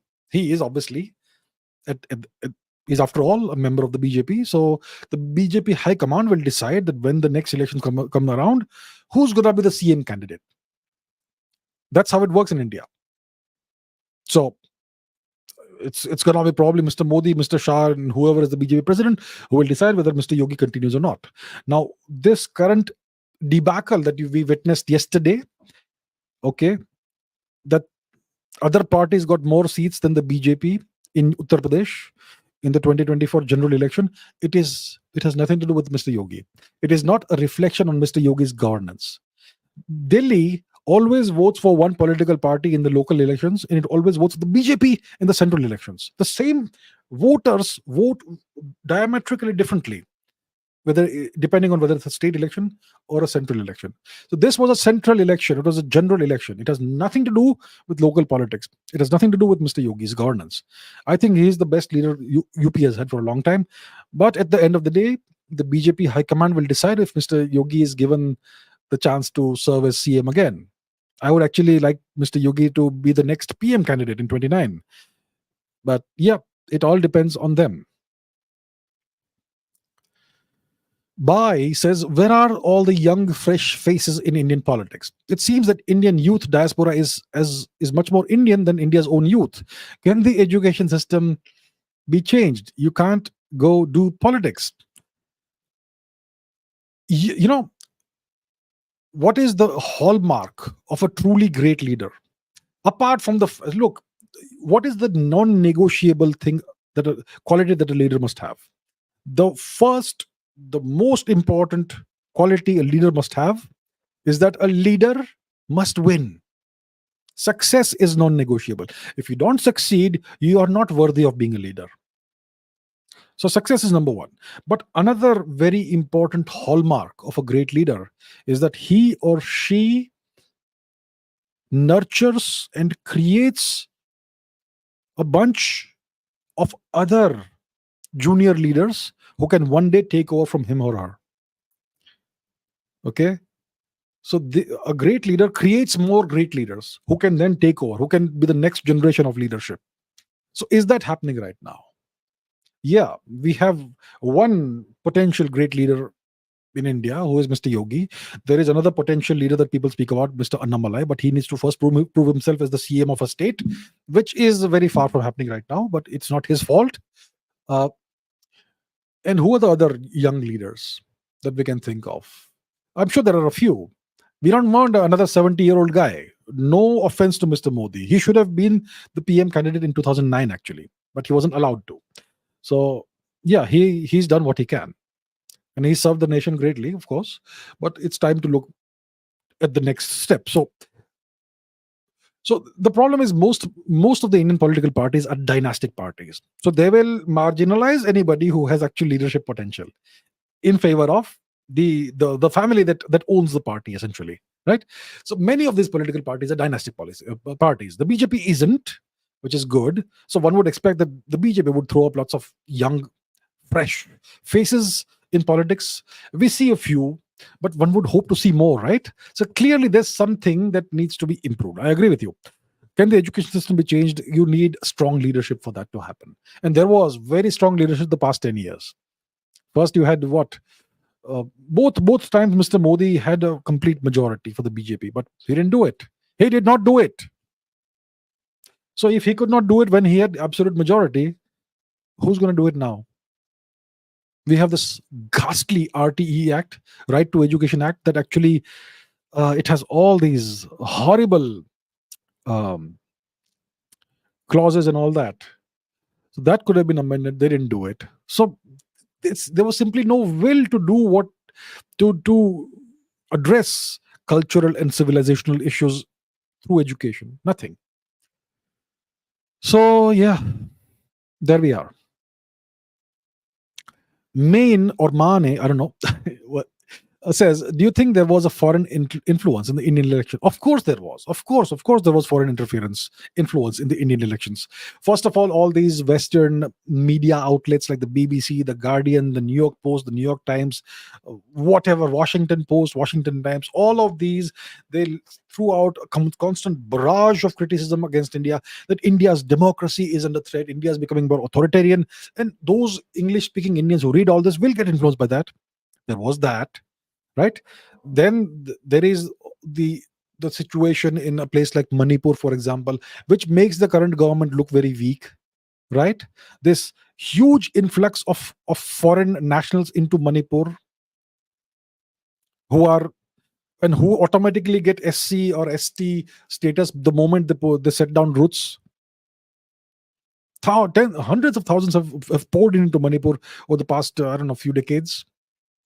And all this is a geopolitical game that's been played to weaken India in the Far East. So there was that is a geopolitical game that's been played by the usual suspects, destabilizing Burma, destabilizing India. So that is foreign influence. Then all these things that happened, the Khalistani riots and whatnot in Delhi, the Shaheen Bagh thing, whatever, that's all foreign influence, I assure you of that. Then all these so-called influencers and YouTubers who have become so popular of late, that is foreign influence, I assure you of that. There's so much more. So obviously it's there. It is very much there. And I'm sure it has actually had an effect this time. In 2014, it was the BJP that won the online battle, the social media battle. But in 2024, 10 years later, they have abjectly surrendered the social media battle, and they've lost. They've lost. Who do they have to blame for that? Will they blame the Indian voter for that? They should have nurtured an ecosystem of so-called influencers. They did not do that. There are so many good influencers on the right side, on the nationalistic side of the divide, but the BJP did not support them. I'm not talking about me, by the way. Okay, I'm not talking about me. I'm talking about there are. I don't deal with. I don't speak about politics, do I? National politics. I'm not talking about me. There are so many good people who talk about culture, who talk about politics, who talk about the national interest. What happened to String Vinod? See what happened to him. His channel was deleted. Did the government help him? No, they didn't help him. There's this guy called Arihant Vad. He does great work. Does he have any support from the government? I don't think so. There is Ajit Bharti. There is Prachyam, great man, Captain, yeah, and so on. Do they get any support from the government? No. But these other influences, these anti-nationals, I assure you, they have more than sufficient funding. And there are these fake nationalists, okay, a bunch of whom got the most prestigious awards given by the hands of the Prime Minister himself. I was there in that function. I was nominated, but I did not win. It has nothing to do with me not winning or anything. I don't care. But these fake nationalists, some of them, not all of them are not fake nationalists, some of them, who then later go and tweet all eyes on Rafah. These people were given awards by the hands of the Prime Minister himself. So this is what they have done. They are clueless. The people who decide these awards, they honor the wrong persons, they promote the wrong people, and they have failed in creating an ecosystem that is a genuinely nationalistic ecosystem. There are so many influencers who have their hearts in the right places, who are doing what they can with whatever little resources they have, but they are not helped. They get no help whatsoever. You are on your own. And we will honor and promote those who are actually opportunists and fake nationalists. It is so annoying. It is so unfortunate. A bunch of clueless losers. That's what I would say. 10 years I did not criticize the government. 10 years. because unfortunately my voice matters, and if I do some criticism, it could end up having some tiny influence on things. So I didn't want to do it. But yeah, that's where we are. Very, very frustrating. I've been so frustrated 10 years with what's not being done. Yeah, I know some people are naming those influencers, and you are right. Aditya says, would it be better to have a presidential election or governors type in India also? Look, uh, if you look at India's geography, India is not a small nation state. India is a gigantic nation state. It's a subcontinent sized nation state. When you have a nation of that size, you cannot decentralize power and have this federal system. You need to centralize power in at least some aspects, in some respects. A nation of this size needs to have a very strong power center. You can, of course, have lots of decentralization when it comes to local governance and all that, but overall, the major decision making has to happen at the top. So you need a presidential system if you want to remain a democracy. You should. India actually would do much better with the presidential system, because see, in a coalition government, the government can disintegrate anytime. Why do you want an unstable political system? Why?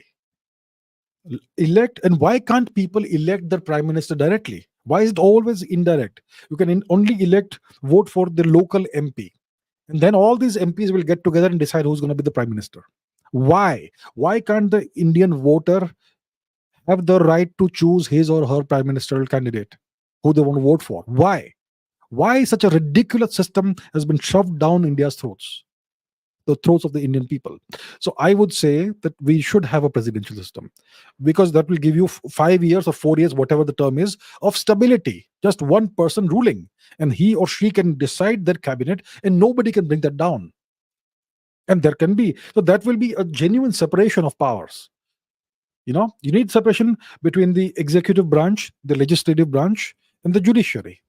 Right now, there is no separation between the executive and the legislative. Why?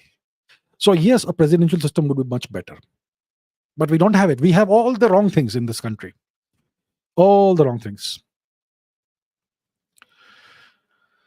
Sahil says, what do you think about the upcoming Haryana assembly elections? I don't have the first clue about what's going on there. I'm so sorry. I don't observe local state politics. I don't know. I'm so sorry.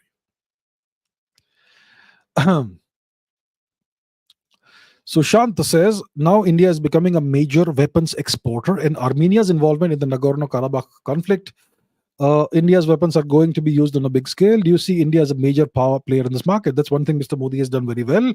India is now becoming a genuine exporter of weapons systems, and we have done that vis-a-vis Armenia. Armenia is being threatened with complete extinction by the Turks and the Azeris, the Nagorno-Karabakh or Artsakh conflict. So we have exported weapons to Armenia, radars and a whole Pinaka missiles and much more, and it's going to be used. So it's good. I would like to see India emerge as a major player in this market for sure. And Mr. Modi has done a tremendous amount of work in setting up the conditions to make this happen. So this needs to continue. Rajat Chopra says, will Yogi ji be accepted as the leader of Bharat? Some people feel threatened by him because of his pro-Hindutva stature. So those who feel threatened by pro-Hindutva are the ones who don't want Hinduism in India, in Bharat. There's always going to be such people. Then what can you do about them? Can you please everybody? In life, as an individual human being, you can't please everybody. You can't please all your friends. You can't please all your family. You can't please all your co-workers. You can't please all your bosses. You can't please all the people who report to you. You can't please all your employees. As a politician, you can't please all the voters. You don't want to please everybody. You need to have a clear set of principles and a clear ideology, and you work for that. And then if you're good enough, people will vote for you or not. So Mr. Yogi, obviously he knows this way better than me. He doesn't have to please everybody.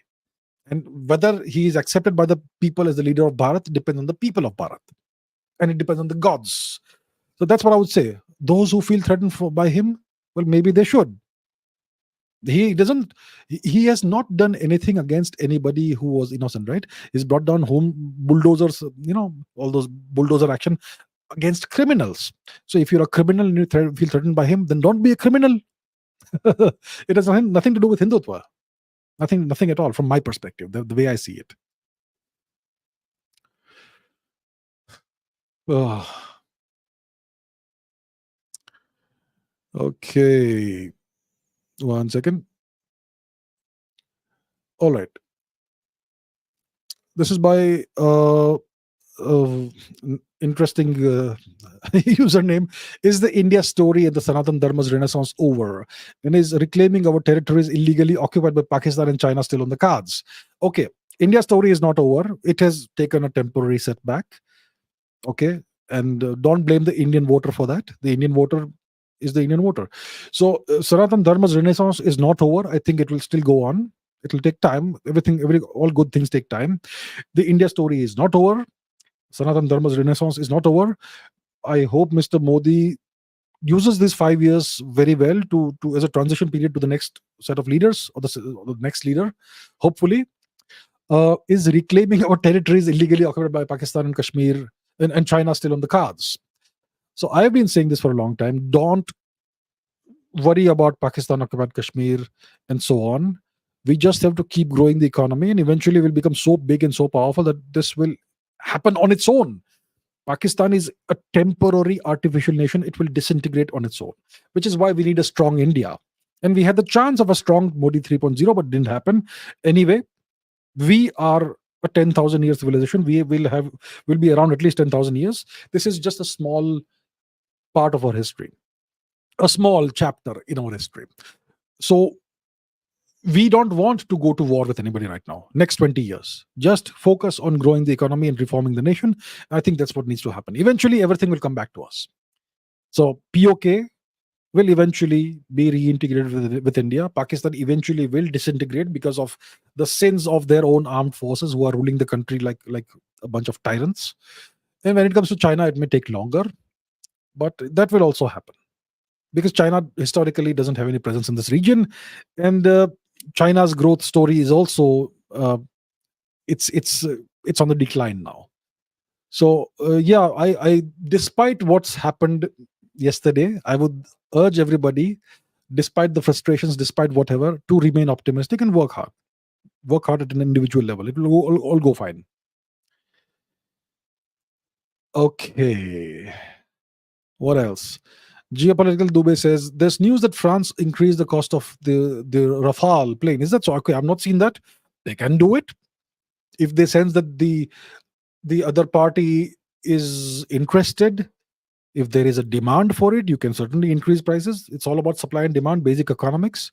If something is in high demand, that item, its value goes up. So obviously they can raise the price, the cost of the Rafale. Perfectly legitimate if they have done it.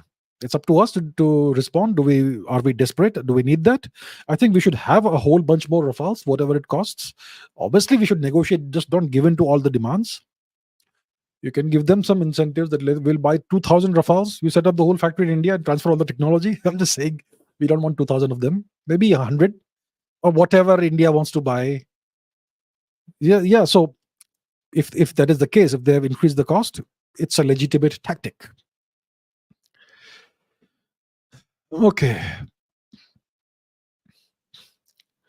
All right. Let's.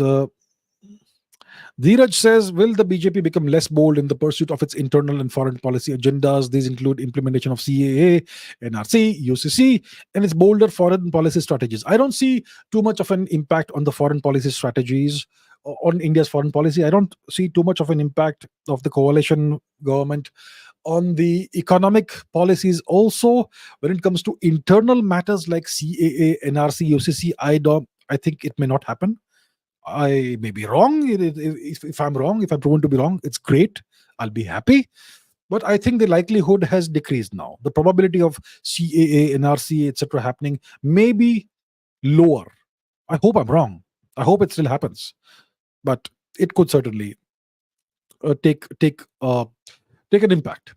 But I hope that the foreign policy won't change too much, and the economic policies also won't change too much. I don't see too many gigantic reforms coming in now. That can only happen if you are completely on your own with a full majority. Not happened. All right.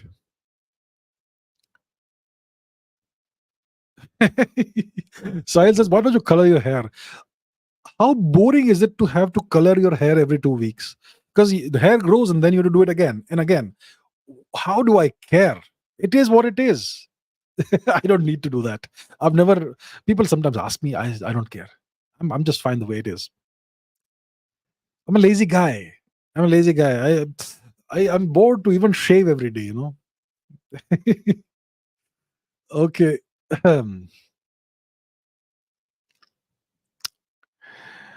Deepak says, please tell about Diego Garcia, an island of the British Indian Ocean Territory. I have a whole video on that. So go to my channel, go to the videos, and there is one about the Chagos archipelago, Chagos, Chagos, in which I have given a detailed explanation of what this Diego Garcia thing is, how it is illegally occupied by the British and the Americans, how the international courts have all asked them to withdraw and allow the indigenous population to come back, but they don't do it. And the reason is the Americans have a gigantic military base over there in Diego Garcia. Since we have not opened the map today at all, as far as I can recall, let's do that. Let's go to the map. Where's the map? Here's the map. There can't be an Ask Abhijit session without the map being open at least once. So here we have it. This is the map. So the Diego Garcia, the Chagos archipelago, is part of the Lakshadweep Chagos Ridge. And this is the archipelago. Okay, let me zoom out so that you can locate it. It's south of the equator in the Indian Ocean region, just south of the Maldives. It actually belongs to Mauritius. It is illegally occupied by the Americans and the British.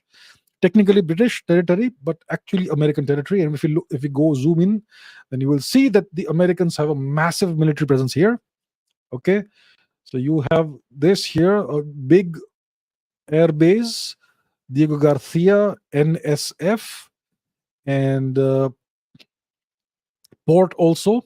So the port over here is capable of holding of accommodating aircraft carriers, and the airport over here can accommodate the heaviest of transport aircraft, etc.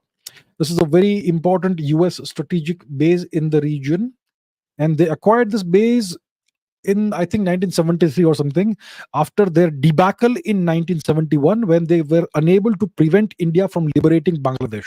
The Americans wanted to see the continuation of the genocide of Hindus in East Pakistan at the hands of the Pakistani military, and they sent an aircraft carrier strike group in the Bay of Bengal. The British also sent an aircraft carrier strike group to bully India, but the Soviets sent a fleet of nuclear submarines, and that was able to deter the Americans and the British, which is why India was able to liberate Bangladesh from the genocidal Pakistani monsters in 1971.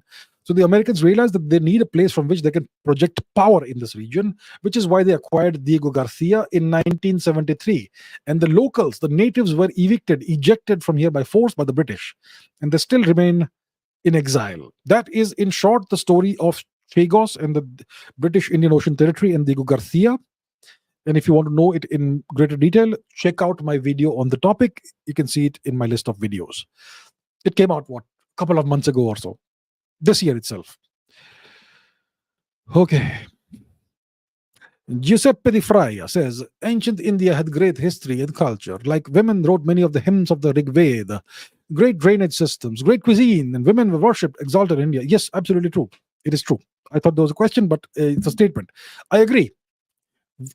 Show me one religious tradition in the world where a significant portion of the holiest text is authored by women.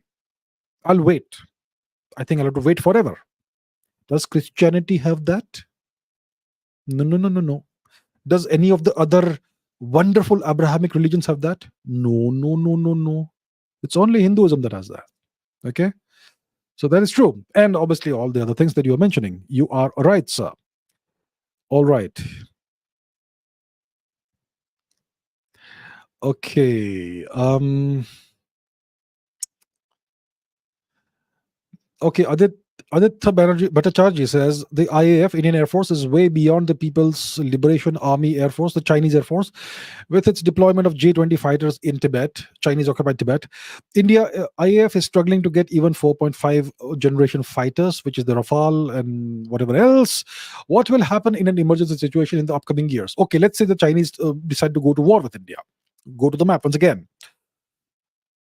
So, if you look at the Chinese positions in occupied Tibet, you have a couple of what do they call? There is Lhasa, there's Shigatse, where they have air bases. There is Ngari. Where is Ngari? It's somewhere here. So let's look at Lhasa and let's look at Shigatse. And Shigatse has decided to disappear. Okay, here it is. So they have air bases here, and they have J-20 fighter planes, etc., that are positioned over here. Okay, I will not go and search for the air bases because it will take time, but they have all that here. So let's say the Chinese decide that they are going to go to war with India. What do we do? Emergency situation. We're going to have to cope somehow, manage somehow. We do have certain advantages from the perspective of terrain, geography, all that. We're going to have to use missiles. Overall, the Chinese are way more powerful than us, so we're going to have to act very rapidly, and we're going to have to take the fight to Chinese occupied territory. You can't fight a defensive war against China. Historically, China does very poorly when it has to fight a war on its own territory. So we'll have to do it the right way, and factor all our shortcomings into the mix, and don't underestimate the Indian armed forces. Despite the overall superiority that the Chinese have, they have some shortcomings and drawbacks, like the isolated status of Tibet. There's only one railway line and one or two roads that connect mainland China with occupied Tibet. You take that out, there's going to be trouble in Tibet. The Chinese will find it hard to hold on to Tibet. So you have to take the battle to the Chinese occupied territory and all that. Overall, it's going to be an uphill task for India if the Chinese decide to go to war with India. But we should not underestimate our armed forces. And of course, we need to bolster our military strength. We need to acquire the latest technologies. We need to acquire large quantities of fighter planes, of missiles, of arms and ammunitions and weapon systems of all kinds. We have to do that. And we need to accelerate that process. I am not satisfied with what's happened in the past 10 years. We should have done more than that. But okay, we're still doing well. We have done okay. We've done good. The way the border roads and infrastructure have been built up. So all that is good. Okay. Now, what else? Dheeraj says, how do Indians prevent their long-term interests from being severely endangered by the artificial demographic re-engineering that's in process, and which NRC and UCC were supposed to remedy? Indians cannot do anything. The government has to do it. The government has to do it.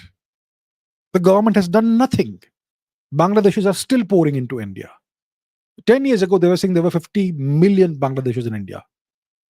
You go to any city in India, most cities will have these rickshaw drivers and whatnot, all speaking Bangladeshi Bengali. Everywhere, they are everywhere. And the government has done nothing to stop it. That is one of the biggest failures of the Modi government. They have done nothing to stop the influx of Bangladeshis. They have not sent any Bangladeshis back, as far as I can see. Should have happened, right? 10 years, they had 10 years. It's still happening. And now we have a situation in Manipur where lots of foreigners are coming in and settling down and claiming to be Indians and getting a scheduled tribe status, while the actual indigenous people of Manipur are being completely marginalized. Another failure. So all that is happening. What can Indians do about this? What can the common Indian citizen do about it? Nothing. It is the government's job to do this, and they have not done that. They have failed. Ooh. Okay, what else do we have? Piyush says, do you think Punjab is moving towards a mess? Christian conversions, Khalistani movement, etc. Yes, yes. Very rapid, rampant, large-scale Christian conversions. Sikh people are converting to Christianity. Incredible. And the Khalistani movement, something should have been done about that. Nothing has been done. So, yeah, I think Punjab is moving towards a mess. And something should have been done about it, but nothing has been done. Okay. Uh, a man with no name. Yeah, good trilogy. Okay. Do you agree with the thoughts of Julius Evola and Yukio Mishima on modernity and the decline of culture? Are we going to talk? Are we going to witness what they talked about soon in India? Any book recommendation? Yeah, much of what they have said is correct. Yukio Mishima was all about Japanese nationalism, and I spoke about him in one of the last week's episodes. Decline of culture, modernity. Look, modernity is fine, modern technology, all that stuff. But modernity doesn't mean that you reject your ancestral culture and just get rid of it. That's not modernity. In India, modernity means becoming more westernized, which means becoming more woke. That's not modernity. Modernity means you use the latest innovations in technology and use that to make your life better, to have better living standards. But you don't discard your culture. That's not modernity. But today, everyone believes that is being modern. And being westernized is being modern. Affecting Western mannerisms and Western accents is being modern. So, yeah, and decline of culture. So, I agree with these aspects of what people have said. I have not really read Evola. Maybe I should get some expert on Julius Evola on this channel, do a podcast, a conversation with that person. I can think of one or two people. Julius Evola, yes. Yukio Mishima, I've read. So I recommended one of his books last time. It's a set of 4 novels, which kind of describes what Japan culturally, etc., went through. He was a great writer, Mishima. So it could happen in India, whatever they spoke about and so on. Any book recommendations? Read Ebola and Mishima, I would say, I guess. Okay, let's take a couple of more questions before we end today's live stream. Swaroop says, if the Indian education system is restructured, how would you like it to be? I have 2 or 3 episodes in which I've spoken only about the education system. Ask Abhijit. Around episodes 35 to 45, somewhere around that time. You want to really know my thoughts on this? You watch those episodes in which I've gone into great detail about what should happen, how it should be done, what should be done, and so on. Okay. Van Thom says, is Germany good for education? I was thinking of applying to universities abroad to study mostly for STEM subjects. What's your opinion on the education system abroad overall? I think Germany has a good education system. I haven't seen it personally, but one hears it's a good education system. Uh, Germans have usually been at the forefront of technology, engineering, and all that. And obviously, that has something to do with the quality of their education system. So I would say Germany is good. So, yeah, that's what I can say. Overall, education outside of India is exponentially better than the garbage education system that we have in India. So, if you get the opportunity, do go abroad and study and get your degree and do well. Shinky says, what's your favorite movie? I don't have one favorite movie, a whole bunch of favorite movies. I can recommend 50 movies or something. The Man with No Name trilogy, The Good, the Bad, and the Ugly, A Fistful of Dollars, and so on. That's good. Sergio Leone films are great. Bud Spencer, Terence Hill movies that no one remembers today. Great movies. I like comedy. I like science fiction. I like action. I like all genres of movies. So maybe I should do a video about that. A video in which I recommend, let's say, 50 movies or something. Okay. All right.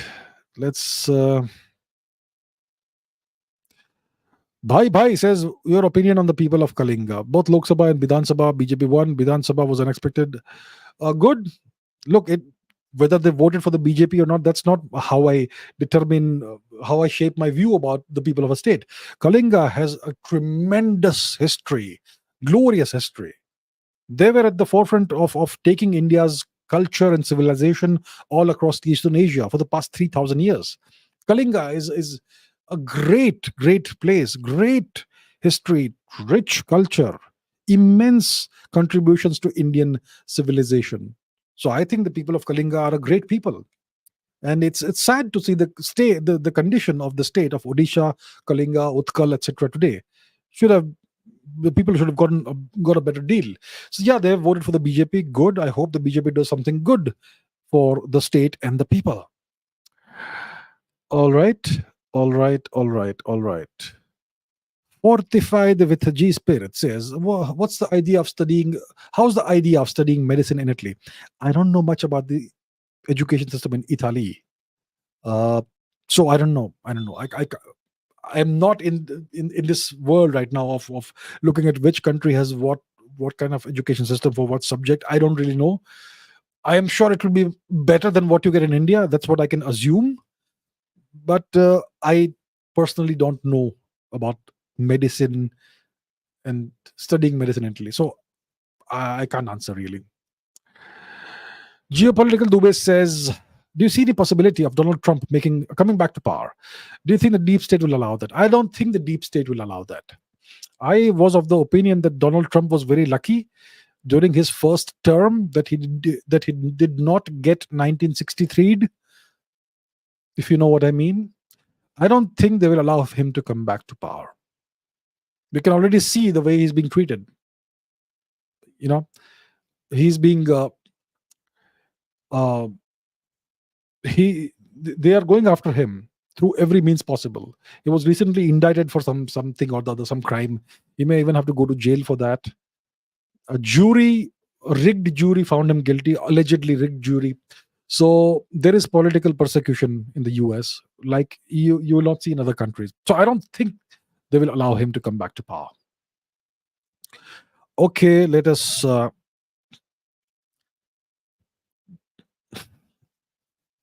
High Five Ripon says, is Jerome Powell, often dubbed the man who speaks money, more powerful than the US president in terms of economic decisions?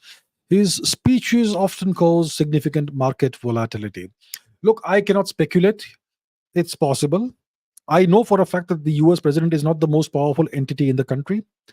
The US president right now, it's so obvious. Biden, you think is running the country? Obviously, he's not running the country. So there is a bunch of people, a group of people, somewhere at some level in the US, who actually run the country. And maybe Jerome Powell could be perhaps one of them. But you can't say for sure because you don't know what's going on deep beneath the surface. But it's possible. It is certainly possible. Piyush says, your views on Turkey wanting to join BRICS. Good for them. Let's have everybody. Let's have Turkey. Let's have Pakistan. Let's have Botswana. Let's have Ghana. No standards? Come on. They would obviously want to be part of this. They want to have their feet in every bucket. One foot in NATO, 1 foot in BRICS, and enjoy the best of both things. And you can also serve as a spy in BRICS and report back to your big daddy in the US. So I think, well, I don't think it's a good idea to admit Turkey into BRICS. It's as bad as an idea as allowing Pakistan to become a member of BRICS. Turkey, Pakistan, I see them as more or less the same kind of entity. Okay. Lots of questions as always. Okay. Nikhil says, questions from X. No, I'm only looking at the YouTube live stream. I only have one screen in front of me. I can't look at different sets of questions coming from different places. So unfortunately, I can only look at the YouTube comments, YouTube live chat. All right. What else do we have? Can you make a video with book recommendations? Okay, Annabeth, I think it's a good idea to do that. It's been a long time since I made a video about book recommendations. I will do that. I'll take it up. Thank you for that recommendation. All right. Hey. Okay. Kashish says, is studying abroad better than studying at an IIT? Maybe. Look, today the IITs are no longer what they used to be. Before, they ruined the IITs with the implementation of reservations, IITs used to be the some of the best educational institutions in the world. But today, they are not even in the top 100. So maybe studying abroad is better, perhaps, than studying at the IIT at an IIT. There are some IITs which are still great in India, but most of those, I would say, are no longer at the same standards they used to be 20 years ago. So yeah, if you get into a good college, university in a good country, I think you may want to take it seriously. All right. Okay, I think I'm gonna stop here now. uh, One second. Hey Kenneth, I've never seen you on the live stream before. I've seen your comments before, so thank you so much. I really appreciate your viewership, and much love to the whole of the Philippines from India. And Shri, okay, let's end with this question. Shri Karamoli Tadinada says, "Is it all doom and gloom?" No, let's be optimistic. Let's be positive. I think this episode may have come across as a more gloomy and pessimistic episode because I have expressed my frustration a bit with Mr. Modi and his government, his governance of the past 10 years. But overall, I think I am still glad that Mr. Modi will continue as prime minister. I'm glad that the NDA will form a government. It's not all doom and gloom. It will not be a powerful Modi this time. It will be a more weakened Mr. Modi, but overall, I think the foreign policy won't change much. Economic growth will still hopefully be on trajectory. So let's be optimistic and end on an optimistic note. I think it will still go well. Let us all be optimistic. And most importantly, let's keep on going forward and doing whatever we can in our own capacity to contribute to society, to the country. But first of all, let's develop ourselves and keep raising our standards, because if we all raise our standards, society collectively acquires higher standards. So let's end on that. I don't think it's all doom and gloom. Let us be positive. Let us be optimistic. All right, my dear friends. Thank you so much for all the questions. I'm going to end it here. Apologies to those of you whose questions I could not answer, but you will always have the opportunity in future sessions to ask a question, and hopefully I get to see all of your questions. Thank you so much. I'll see you in the next live stream. Keep raising your standards. Thank you. Bye.